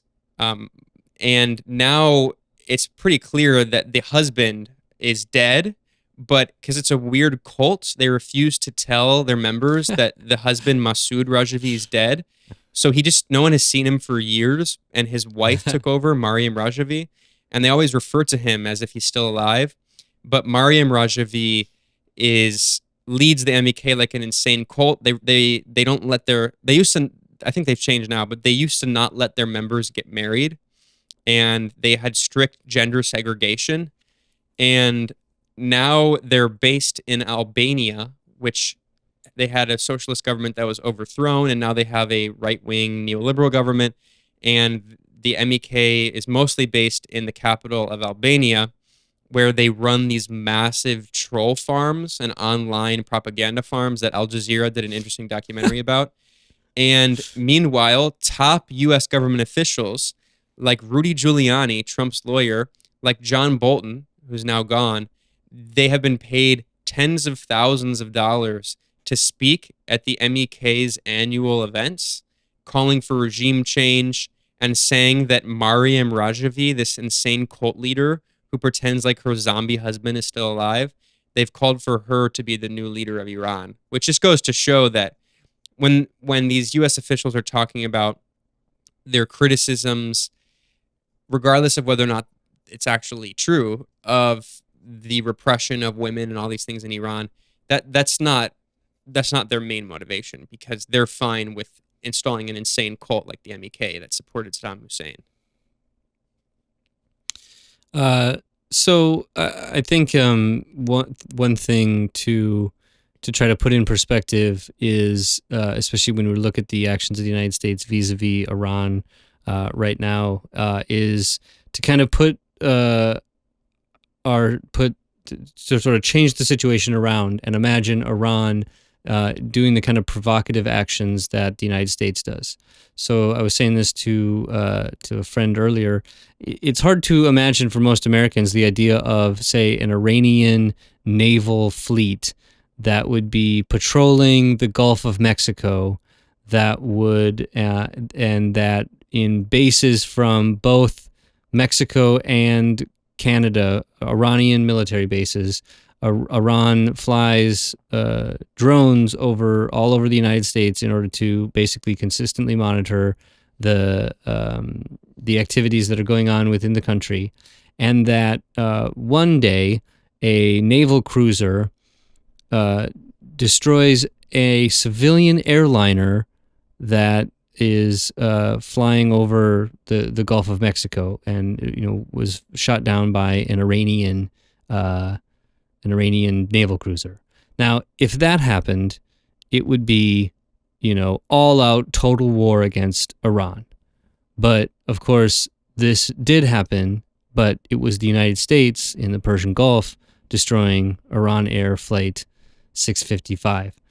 How do you think that ties into the sort of the feeling of, say, even the average Iranian towards the United States? And how should a person from the United States feel about that action, given something like the President of the United States, George H.W. Bush, saying that he would not apologize for that and was not the kind of guy who apologizes for America? This is an historic incident that really should be more well known. I mean, this is such a monumental crime, and for Iranians, it looms large. Every Iranian knows about this. In 1988, the U.S. shot down an Iranian civilian airliner and killed 290 civilians. The U.S. claimed that it mistook the plane for a fighter jet, whatever, I mean, supposedly, and was shot down by the U.S. Navy with a surface-to-air missile. So this is an absolutely monumental crime. And like you said, what was the response of, at the time, the president was Ronald Reagan, but it was also, they were on the verge of a new election, and they were months before the election, and George H.W. Bush was leading in the polls, and of course he became the next president. So what did he say in response to it on the campaign trail? He said, this is an exact quote from George H.W. Bush: "I will never apologize for the United States of America. I don't care what the facts are." So that alone, I mean, I don't even need to comment any further. That single quote, there's a reason that we begin our podcast, Max Blumenthal and I, we begin our podcast with our intro. It begins with that quote. Because for me, that quote just summarizes the mentality of the hubris of empire. We don't care what the facts are. We will never apologize. Yeah, and I think something that I think in retrospect or in the future will be something that the United States does or should look back on and both feel sorry and apologize for is the imposition of the sanctions regime that follows the concluding of the Iran-Iraq war. And both in Iraq and Iran, you see the use of sanctions, both from the U.S.-led actions from the United Nations and multilateral U.S.-instigated embargoes and different actions taken for the purpose, blatantly stated, to cripple the Iranian economy. Like, who ultimately would you say is the intended target of these sanctions? The intended target the intention is overthrowing the government. The intended target is the entire population of Iran. And that includes 80 million people. And this isn't just me. Just look at The Economist. The Economist, which Lenin famously referred to as the voice of British millionaires, and now it's the voice of international billionaires. Mm-hmm. The Economist just published an article, and I was so shocked that they actually admitted it. And they said America is starving Iran into submission. And then The Economist added, but the problem is that this might force Iran to develop nuclear weapons. So they're not saying, oh, our problem is not that the U.S. is starving Iranian civilians. Our problem is that this could lead Tehran to develop nuclear weapons. I mean, that just shows the entire mentality, but this has been reflected by Mike Pompeo. Trump is an idiot, and I'm not in any way trying to let Trump off for these crimes that he's overseeing, but Trump an interview a few years ago showed he didn't know what the Quds Force was. The Quds Force is the Iranian Special Forces unit that was overseen by the General Qasem Soleimani. Trump confused the Quds forces with the Kurds. He thought they were the same thing. So it's clear there's been reporting that says Trump didn't know who Qasem Soleimani was. So again, I'm not letting him off because he's the one responsible for ordering this insane attack, which was a blatant provocation and an illegal criminal act of war on a foreign nation. But at the same time, it's actually really Mike Pompeo, who is an anti-Iran fanatic, who has been helping to lead the charge on this. Let's not forget that not only is Pompeo currently Secretary of State, until recently he was the former director of the CIA, in which he famously gave a speech to a U.S. military audience, by the way, in which he joked, "I was the director of the CIA. We lied, we cheated, we stole, ha ha ha." And this guy he was cultivated throughout his career as an ultra right-wing Tea Party Republican. The journalist Lee Fang has looked into Mike Pompeo's extensive links to the Koch brothers who helped fund his rise. And He's also an extreme diehard evangelical fanatic who believes we're the last generation of people on Earth, like Mike Pence. So Pompeo, many reports say that he's really been the one helping to lead the charge, pressuring Trump in Trump's ear, telling him that you have to take out this terrorist leader, and Trump, being the idiot he is, just goes along with it. So getting back to, the state that we're in now, this is an extreme act of war, and I'm glad you made the parallel to what would happen if Iran shot down a U.S., not even just a U.S. civilian plane, but what if Iran killed the second in command of the U.S. government? The thing about Qasem Soleimani is that he wasn't just a military leader. In Iran, the military, like in many global South countries, is a very significant force in society. The military is probably in Iran, I believe I've read that it's the largest owner of property in all of Iran, the military in its various branches, especially the IRGC, the Islamic Revolutionary Guard Corps, which was created after the revolution to help protect the revolution and prevent a counter-revolution by forces that had previously been sympathetic to the Shah. So this is a massive force within Iranian society that controls entire industries, that controls large, properties. And Qasem Soleimani was really the most prominent figure. He wasn't technically the top of the IRGC, but he was the head of the Quds Force, which again is like the special operations unit, which had helped train Palestinian resistance forces, Lebanese, Yemeni resistance forces, helped fight and destroy ISIS in Iraq and in Syria. So killing him, there really is no parallel to a figure in the U.S. And you might have seen there was this funny interview going around on Iranian state media where an Iranian called in and said, Sardar Soleimani, which is like an honorary term, he was such a great leader that actually the U.S. has no commensurate figure. There's no one in the U.S. that we could kill who would be like killing Soleimani. The only heroes they have are SpongeBob and Spider-Man. So we really have to, I've been saying in some interviews that killing Soleimani is kind of like killing Mike Pence, but in some ways it's actually worse because Mike Pence is not really that powerful of a figure, and he's certainly not a revered figure. A University of Maryland poll showed that 82% of Iranians had a positive view of Qasem Soleimani. 59% of Iranians had a very positive view of Qasem Soleimani. Meaning 60% of the population loved him.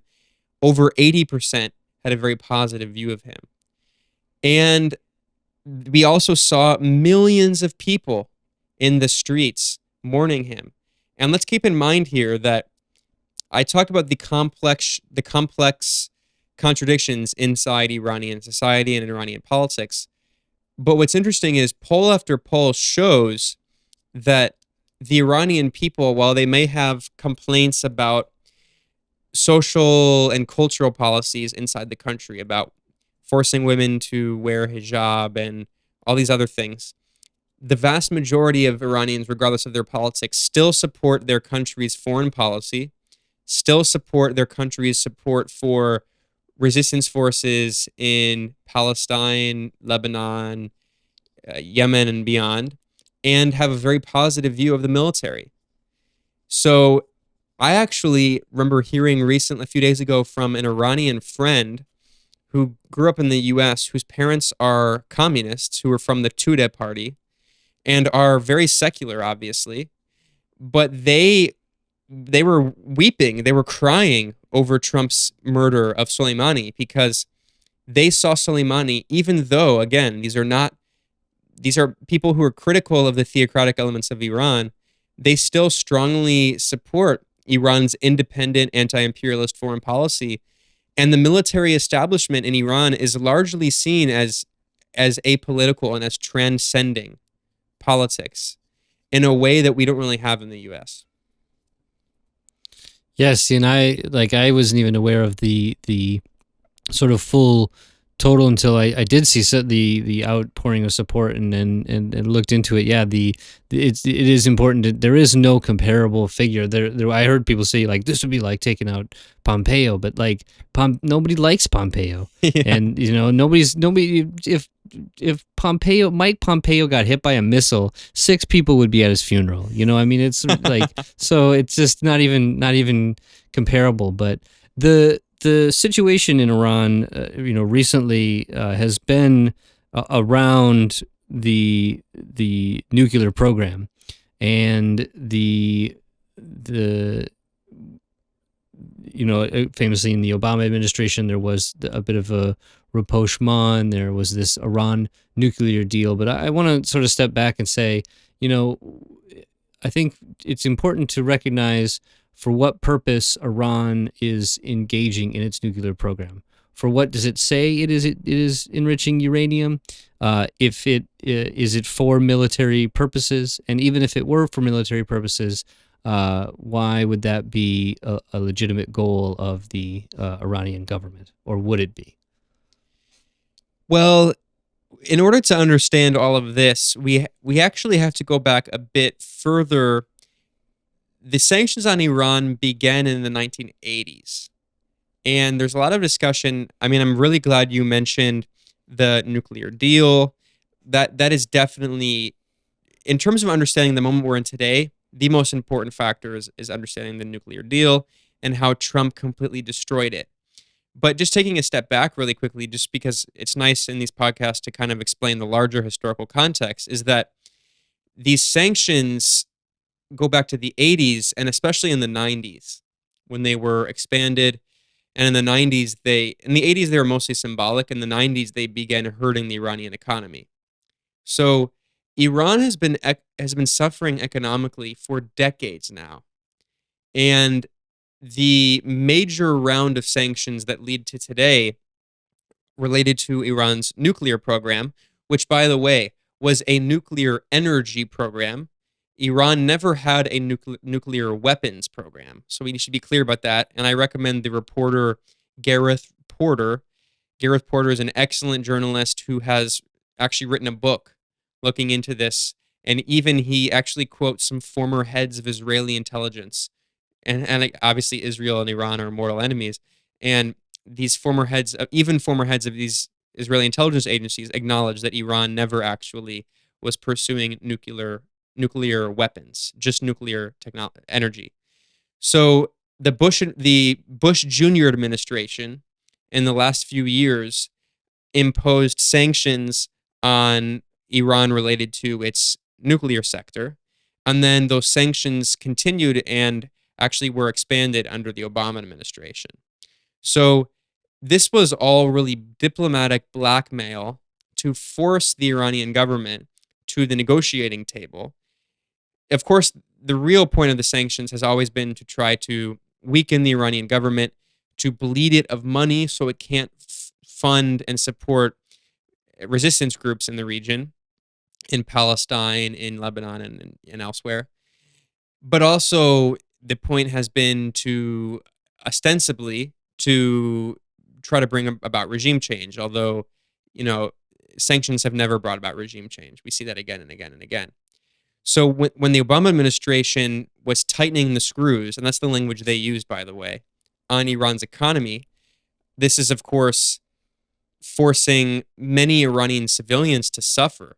And I have never been to Iran, but I have been to Venezuela. I've spent a lot of time in Venezuela. I spent 5 months there in 2019, and I've seen with my own eyes the brutal impact of these sanctions. I mean, the sanctions on Iran and Venezuela are very similar. They're both very oil-heavy states, petro-states that a huge chunk of their GDP relies on exporting oil and petroleum products. And it's led to, in both countries, massive inflation. And this is something that a lot of Americans can't really wrap our minds around. In Venezuela, the government provides a lot of social services and basically free or low price housing and food and all this stuff. So people are getting by. There's not this insane humanitarian catastrophe that they tell us that there is, the corporate media says. But there's a major economic crisis. And here's an example. And this is equally true for Iran.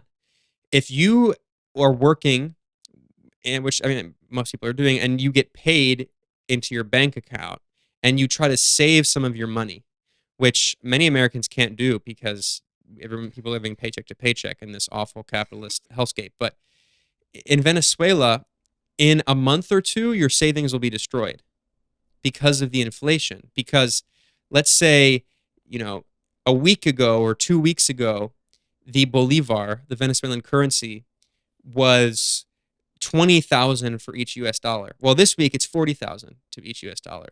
So now the value of the currency has halved, which means that if you had 1 million bolivar in the bank last week, it's now only really worth effectively 500,000 of what it was worth last week.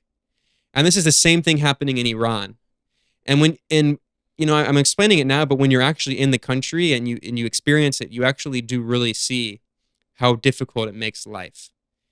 And in Iran, this is something that people have been suffering under many years. So it's not as bad as Venezuela because for a variety, Venezuela is so complicated, we don't have time to get into it. But in Iran, there's very bad inflation rates. People's savings are being destroyed. The government cannot import a lot of medicine and medical equipment because of the sanctions.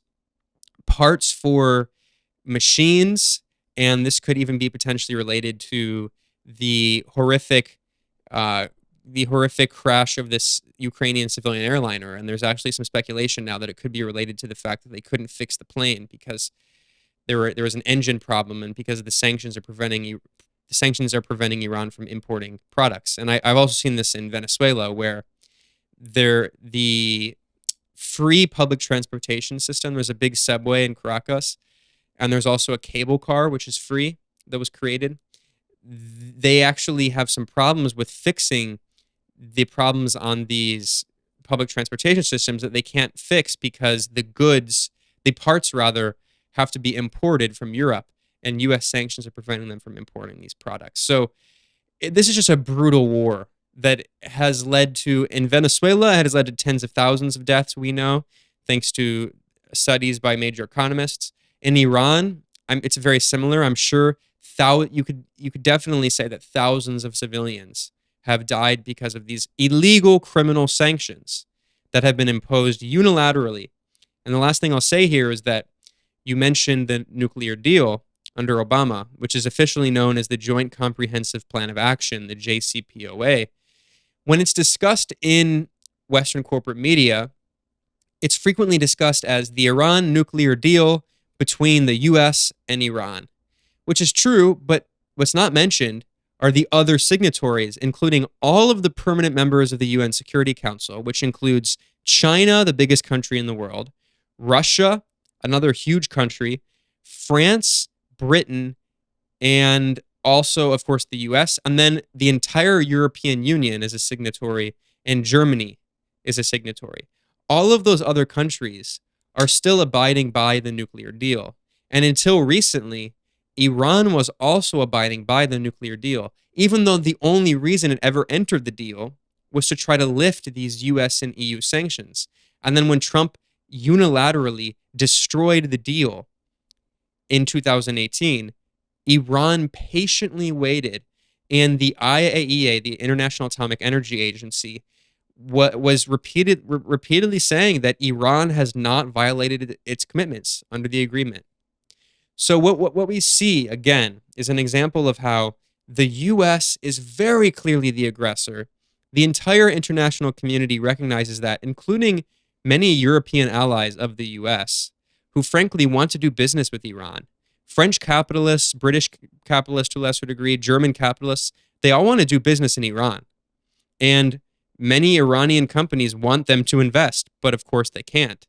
Which just goes to show that at the end of the day, we still are in this unipolar imperial system where the US dollar, not even just the US military force, the US dollar is really the most powerful weapon of empire. And the reason that the US dollar stays the de facto international currency reserve of the entire world and is this weapon is because it's backed by the power of the US military. I mean, that's why. But still, I mean, most trade is done in US dollars.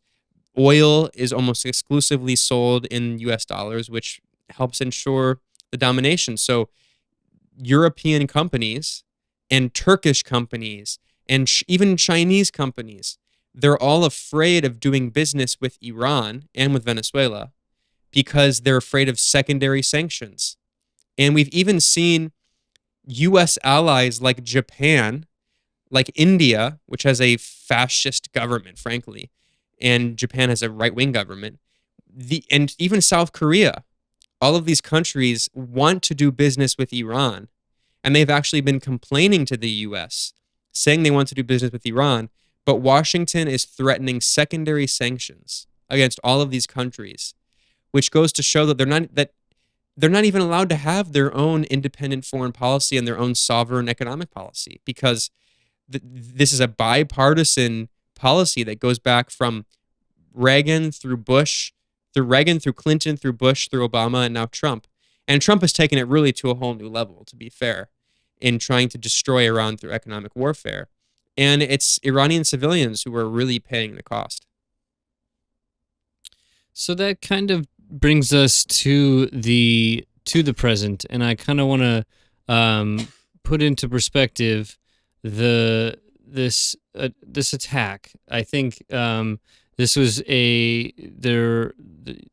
according to the military, this was provoked based on some recent attacks within Iraq of a Iranian-backed militia that apparently attacked a U.S. base. And so in, I guess, retribution for that, the United States conducts this airstrike. So the first kind of question is what do you make of the reasoning sort of given by the U.S. for this attack, and then contrast it with the response that we get from Iran for this attack. This attack by the United States is a direct airstrikes that kills a number of people, including this beloved commander. And the response by Iran is apparently a sort of broker deal through the Swiss, where they can retaliate against U.S. and Iraqi military targets in Iraq, but can do so without actually attacking anybody or causing any casualties. And contrast that with obviously Trump's threat to take out cultural sites and Iran's care to distinguish civilian targets. Few things there. The first we'll say is, in every way, it is so clear that the U.S. is the aggressor. And anyone pretending otherwise is completely lying to you. They're just a warmongering propagandist. Yeah. Iran, as I was just explaining earlier, regardless of what you think about Iran's internal politics, like I said, there's complex discussions of that. Most Iranians support their government's foreign policy. And if you look at these, I mentioned this University of Maryland poll that showed that Soleimani had an 82% approval rating. Soleimani was the most popular public figure in Iran. Who was the second most popular figure? It was the foreign minister, Javad Zarif.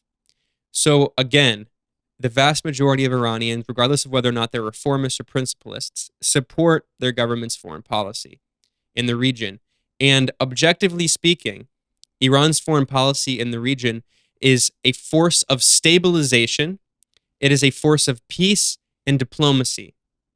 Iran has been extremely patient and has been more than willing to bend over backward to meet its regional adversaries in the middle to come to an agreement, including Saudi Arabia. So let's keep in mind here, we now know, because the Iraqi prime minister was so furious that he revealed it, that Qasem Soleimani, this top Iranian general, this major public figure, he flew to Iraq, to Baghdad, the capital, on a civilian airline. He was not on a military aircraft, and he was in Iraq. Why? To participate in a peace process negotiated by the government of Iraq between Iran and Saudi Arabia. In the past few years, we've seen a major ratcheting up of tensions between Saudi Arabia and Iran. And Saudi Arabia, like I mentioned, I mean, it's basically just a colony, a protectorate. First of the British Empire before World War II, And then after World War II, it became a protectorate of the U.S. empire.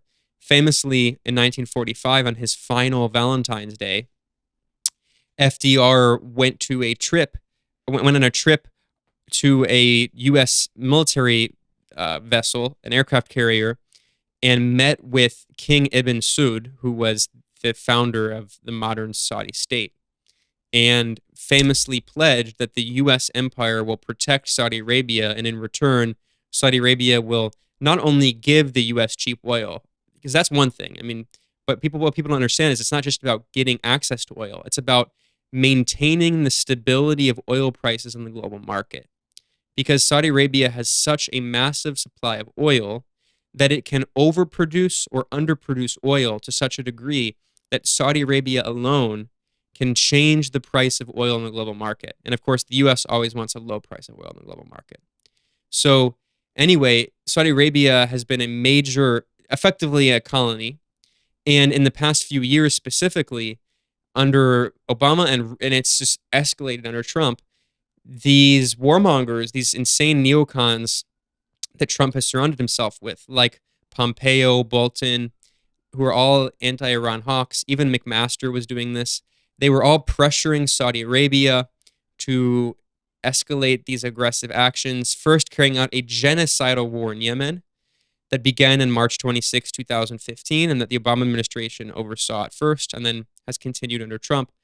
So anyway, there's all this conflict going on, and Iran does not want conflict with its neighbors, except Israel, but that's another story, obviously. So Iran and Saudi Arabia in the past year have been undergoing secret peace talks, including with Mohammed bin Salman, who we all know is far from a fan of Iran. I mean, this is a guy who would like to see the Iranian government overthrown, but realistically, both sides know that the Saudi regime and the Iranian government are not going anywhere. And by the way, quick note, the Saudi monarchy is still a Wahhabi theocratic absolute monarchy with no pretense whatsoever of any semblance of democracy. Again, regardless of what you think about the Iranian government, I'm not a fan of theocracy, but it's an Islamic republic. Iran is probably the most democratic country in the entire region. Lebanon's pretty democratic, but Lebanon also barely has a functional state. And this isn't even just my opinion. This is also the view that's been expressed multiple times of Larry Wilkerson, who is a former top Bush administration official who was an outspoken advocate against the Iraq War, and he was former chief of staff for Colin Powell. So this is, a pretty right-wing Republican, but he acknowledges the fact that Iran is actually very democratic compared to its allies. Again, I'm not a fan, compared to its neighbors, not its allies. Compared to its neighbors, Iran is very democratic. And again, I'm not a fan of theocracy. But anyway, so the point is, too many asides here, sorry, but the point is that Iran and Saudi Arabia have been trying to undergo peace talks that were facilitated by Iraq and by Pakistan, by Imran Khan, the Prime Minister of Pakistan. The U.S. was very clearly upset by this because the U.S. was not a party to these secret peace talks. And the U.S. doesn't want peace between Saudi Arabia and Iran. The U.S. wants regime change in Iran. So what we see is this colonial mentality, this hubris, where Washington doesn't have allies. Washington has puppets. And if you don't just do everything that Washington tells you, you're going to face consequences. So clearly, the U.S. was not only interested in escalating tension with Iran, but I think one of the main reasons for this attack is the U.S. was trying to kill the peace talks between Saudi Arabia and Iran that were, again, negotiated by the sovereign, independent Iraqi government. And what did the U.S. do? What did Iraq do in response to not only that attack, but to an attack a few days before, right in the end of December, when the U.S. did military strikes and killed at least 25 Iraqi fighters from the Popular Mobilization Forces, the PMFs. I'll explain what those are in a second. The response of the Iraqi military was to say, we're going to have a vote in the parliament, and the parliament voted 170-0 to expel U.S. forces from the region. U.S. military troops, there are several thousand. There used to be at least 5,000 a few months ago. Now there's probably 10,000 more. Who knows? but the Iraqi government said the U.S. has to get out. And what was the response of the Trump administration? Nope, we're not leaving. We're staying. And in fact, what was so crazy, talk about Orwellian, the U.S. government released, the State Department released a statement saying, we are staying in Iraq. And the first line of their statement was, the United States is a force for good in the Middle East. As if they need to remind everyone, because everyone in the region and the rest of the world knows that's a complete lie. Yeah. So finally, one other quick point here. I mentioned, I'll explain what the PMFs are, because this attack, this U.S. assassination of Qasem Soleimani also murdered an Iraqi military commander who was with Qasem Soleimani named Abu Mahdi al-Muhandis. Al-Muhandis was the second in command, the deputy commander of the Popular Mobilization Forces. These are an Iraqi government-backed military force that was created to fight ISIS. And just like Qasem Soleimani and the Iranian military and the IRGC helped to break the back militarily of ISIS in the region, they did it in alliance with other forces in the region, with the Lebanese resistance, with the Syrian army, and with the Iraqi forces. And the PMF forces were bolstering the Iraqi army because the Iraqi army is very weak. Now, why is the Iraqi military so weak? Because after the illegal, criminal U.S. military invasion and occupation of Iraq, the U.S. government pursued a policy of de-Baathification, which just meant destroying and carving up the entire state.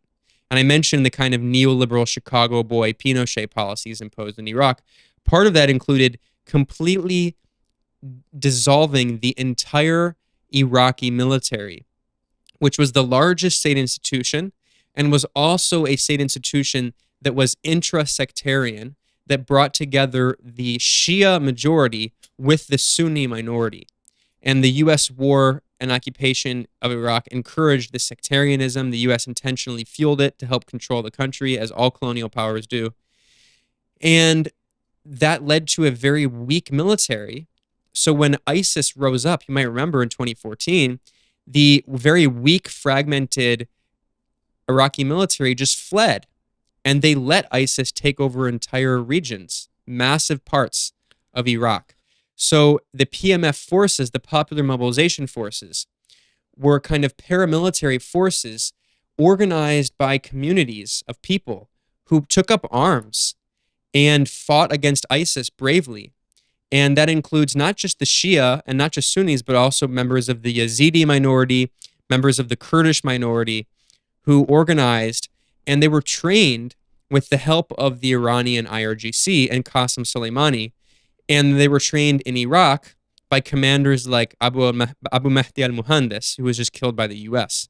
So these figures are war heroes who defeated ISIS. They were the main forces in defeating ISIS.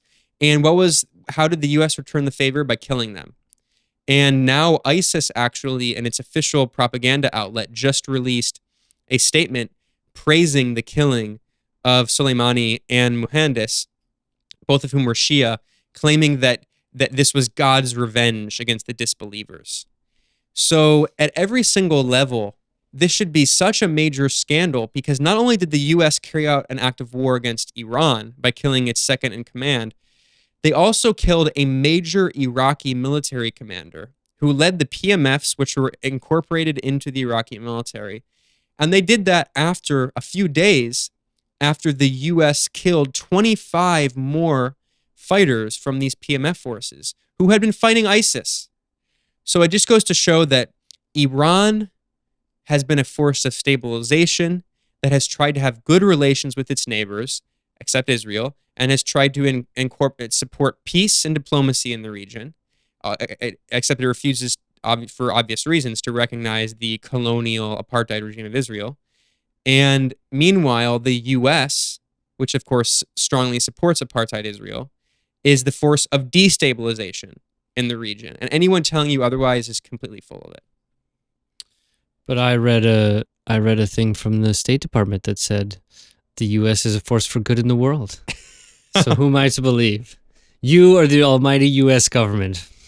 So no, what I want to look kind of end up here. Look, for the people who are listening to this, there has been, it seems like the sort of Trump came out and said that Iran, seems to be backing down, and that there may be a cool off in what seemed like the beginning of potentially literally another world war. And so, sort of two-part thing.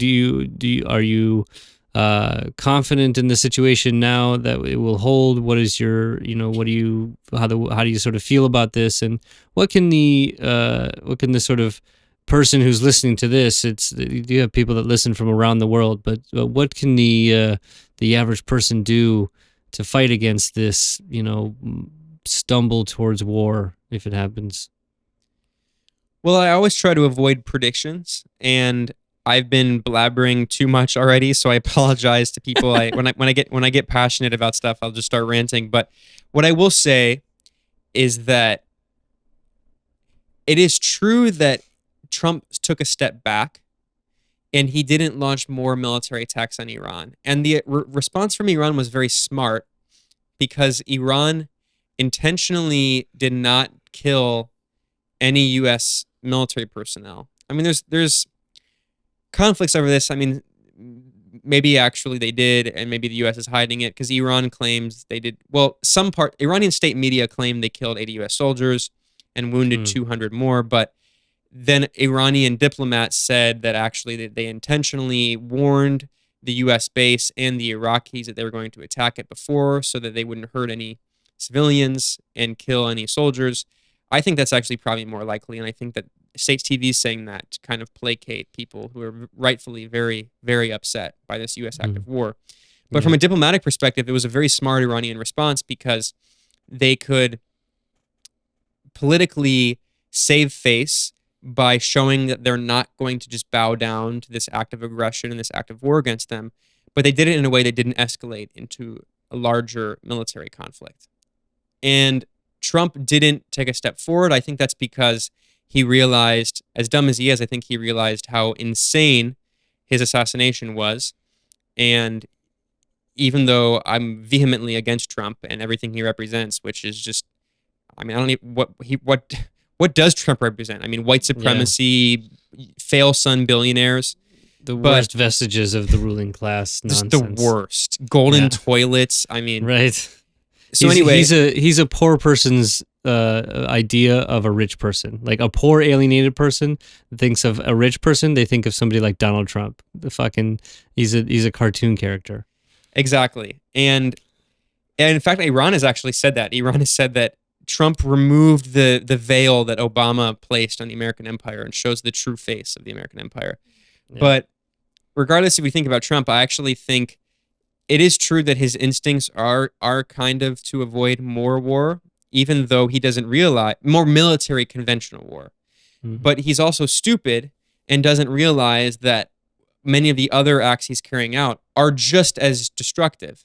So he responded saying, we're not going to send more troops, we're not going to do a military attack on Iran, but we are going to impose even more aggressive sanctions, which I don't even know how that's possible, by the way, because the sanctions on Iran are so awful. And I talked about how they've killed thousands of people. And sanctions are not an alternative to war. So in this sense, while Trump claims that he's opposed to military conflict, even if there's an element of truth in that, I think like maybe in his instincts that's true, he still actually is very much a warmongering president, because he's just replaced that with insane exponential growth in economic warfare and cyber warfare and unconventional hybrid warfare through so many other ways against Iran, against Syria, against Venezuela, against Cuba, against all these countries, Bolivia, where he backed a fascist coup. So the steps forward, I think what we as U.S. citizens really have to emphasize, and what other people around the world really have to emphasize, is sanctions are not an alternative to war. Sanctions are a criminal act of war that hurt the entire civilian population. They're also illegal under international law. These sanctions on Iran are unilateral sanctions. They have not been endorsed by the UN Security Council. And they, again, have led to thousands of civilian deaths. So I think going forward for the anti-war movement in the U.S., of course, any military act, people need to be out in the streets protesting and organizing against.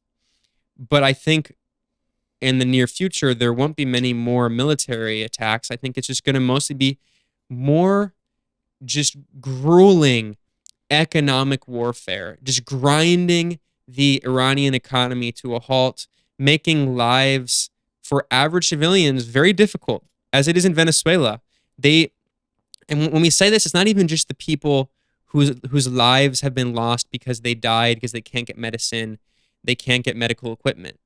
It's also just think about how many people's dreams have been destroyed because they wanted to do this thing. They were going to school and they were going to plan and they were going to be an architect or they were going to be whatever their dreams were. They can't do it because the Iranian economy, the Venezuelan economy, they've been destroyed by these sanctions. So when we say that they're destroying lives, it's also that entire generations of young people don't really see a future for themselves because it's like living in a war of attrition. And for Venezuela, I have to say that for a lot of young people, that's how they feel. And they're not idiots. These are very smart people in all of these countries.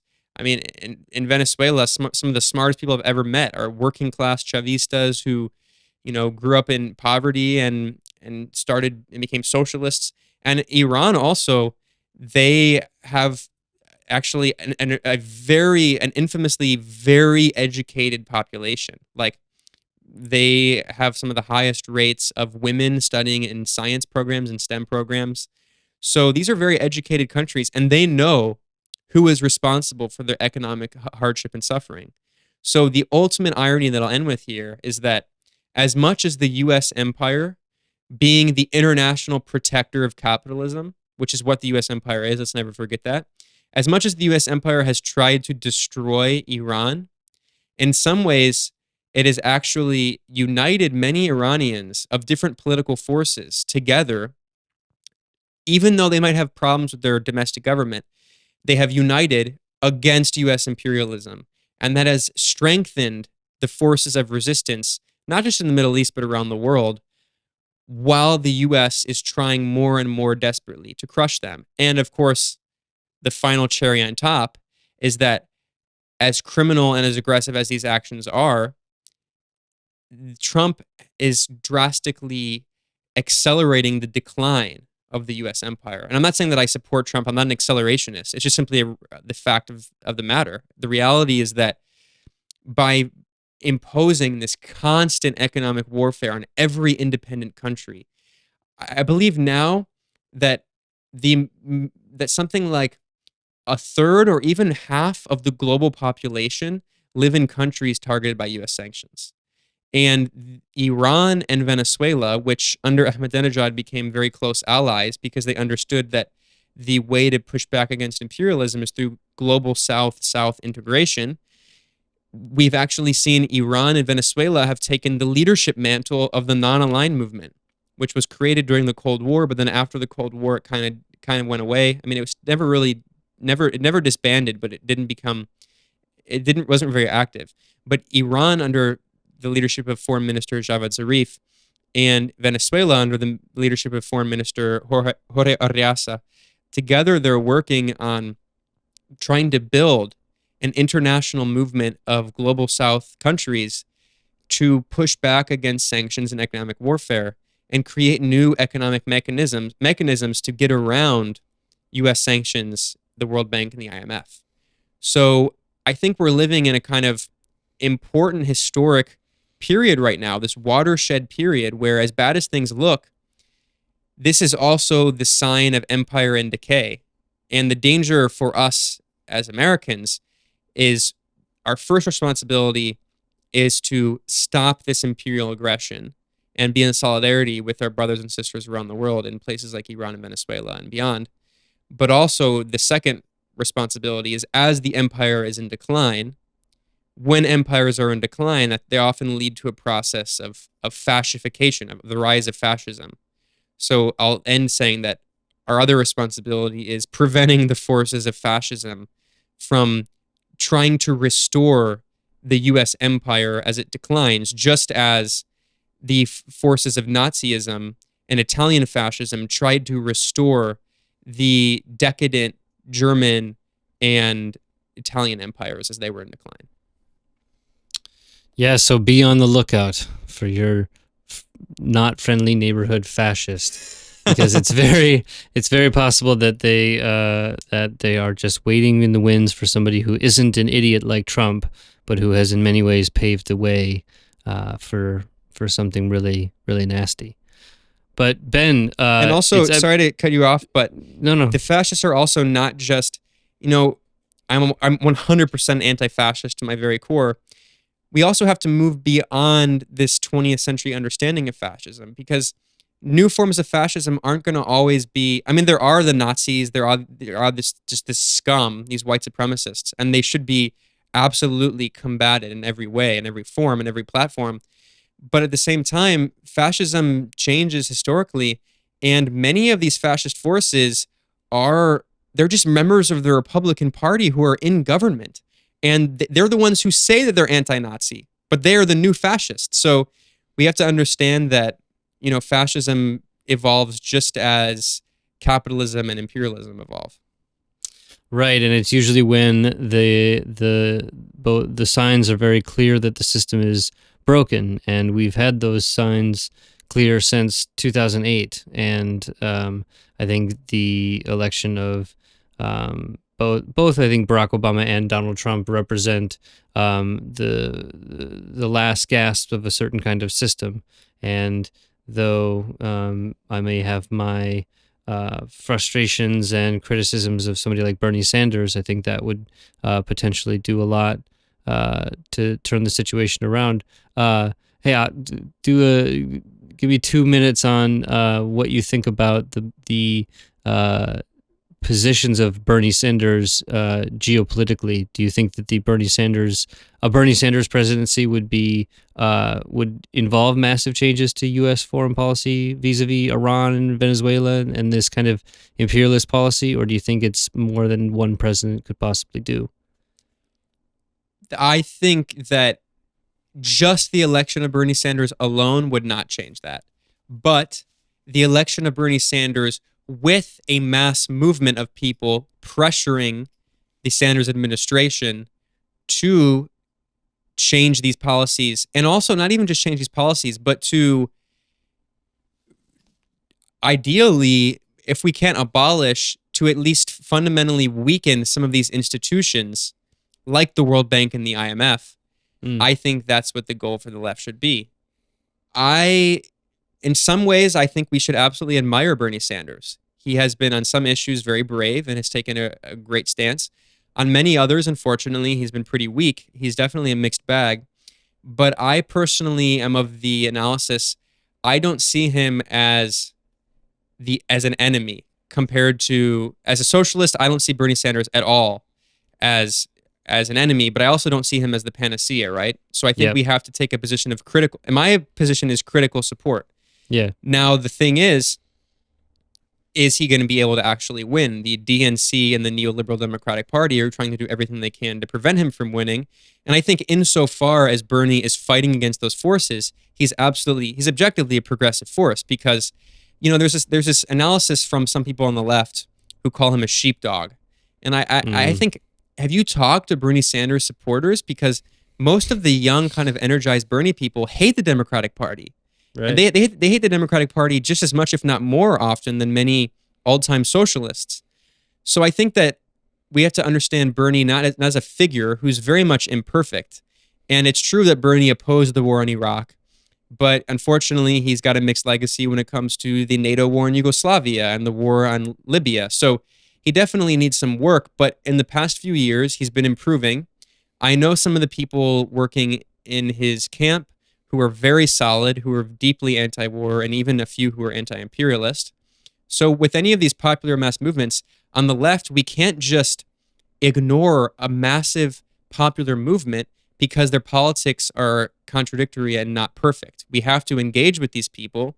And I think a position of critical support is a position where we should take, and especially if it's possible, which again, I mean, it's a very difficult, daunting task. But if Bernie can become the president, this idea that Bernie is going to try to save the decadent U.S. empire and Democratic Party, I think that's a misunderstood analysis, because actually what's much more likely is that there would be an intrastate battle. We've seen this to a lesser degree with Trump, where the intelligence agencies have been trying to destroy Trump, but that's at this point. I mean, he's pro NATO and he's no longer criticizing, U.S. wars, but this is a far right billionaire. Imagine what would happen with intelligence agencies if a nominally anti-war leaning social democratic president came in, like Bernie. Right. They would absolutely wage war against him, just like we saw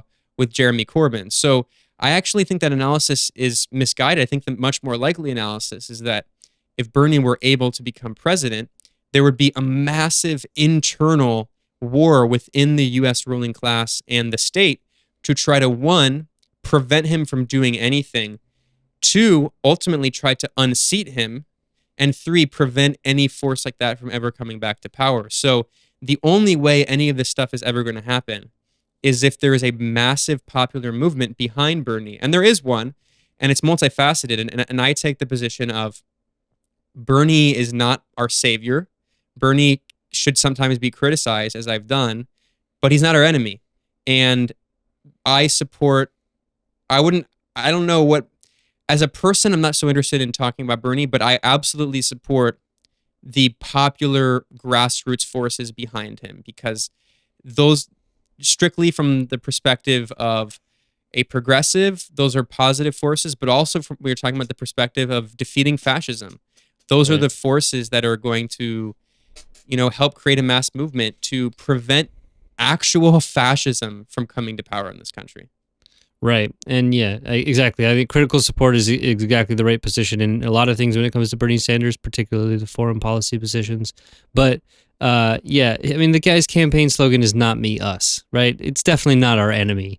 He's definitely a friend and has already paved the way for a lot of people to re-engage with ideas of socialism. And so even for this podcast, it's been a help in allowing a discussion that was for a long time taboo, and can help us make the distinctions between what I or you might mean by socialism and what Bernie Sanders means when he says socialism. But I think that it's been helpful to have Bernie Sanders find the success he has, and we'll see how this goes. And I will stand with you in your maintenance of critical support.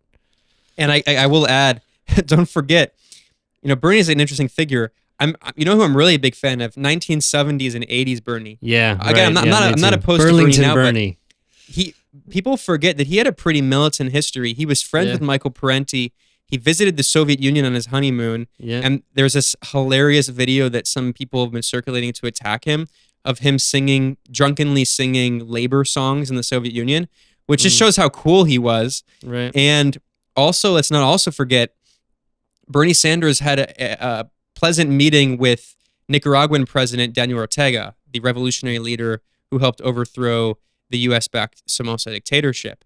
Mm-hmm. So Bernie Sanders, when we talk about anti-imperialism, he knows what it is, and he's always been weak on it, but he can be pushed in a way that no other figure really in the Democratic Party can. I mean, maybe there's a few. Ilhan Omar has been pretty good, and Rashida Tlaib. Right. Like, there's a new generation, but the point is that for most Democrats with a capital D, they don't know what anti-imperialism means, yet alone have a theoretical understanding. But Bernie is someone who, again, was friends with Michael Parenti, and they had a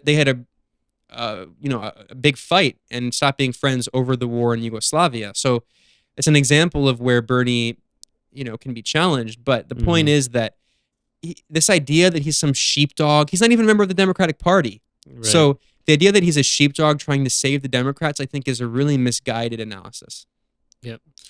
I agree with that, and I think we've taken enough of your time, but I really appreciate this. This has been, I don't often do things that are like in the news because I sort of want the topics to be really wide. And this just happened. This is something I wanted to talk about for a while, and it just so happened to come into the news. And so I really appreciate your in-depth understanding of all of this, and that sort of being able to share it with the people who are gonna listen to it. So Ben, I really appreciate it, man. Thanks a lot. Oh, it's my pleasure. And thanks so much to you and to listeners for listening to my blabbering for so long. It's always nice to get a platform like this to talk about kind of a more ideological understanding of politics, because you know, you mentioned you try not to do stuff that's really newsy. Well, as a journalist, I mostly do stuff that's very newsy. So it's nice to sometimes spend more time and rant, but also to dig in deep ideologically. Yeah. To understand this is my view, of course, but to understand how I think we should theoretically understand a lot of these newsy events that happen today. Yeah, well, you know, if you when and if you want to discuss newsy things from a more theoretical perspective with no time restraints, you just let me know and we'll do it. Don't tell me that. That's bad. No time restraints. You got to be like, there is a time restraint. 2 hours. Yeah, it's no, 6 hours, man. We'll do a day-long live stream. No, it'd be ridiculous. But no, I really appreciate it, and we'll do it again sometime on another topic. Thanks so much. All right, man.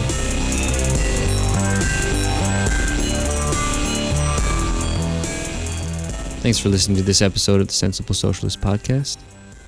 This podcast is supported by listeners like you, and no advertisements or anything will ever be said.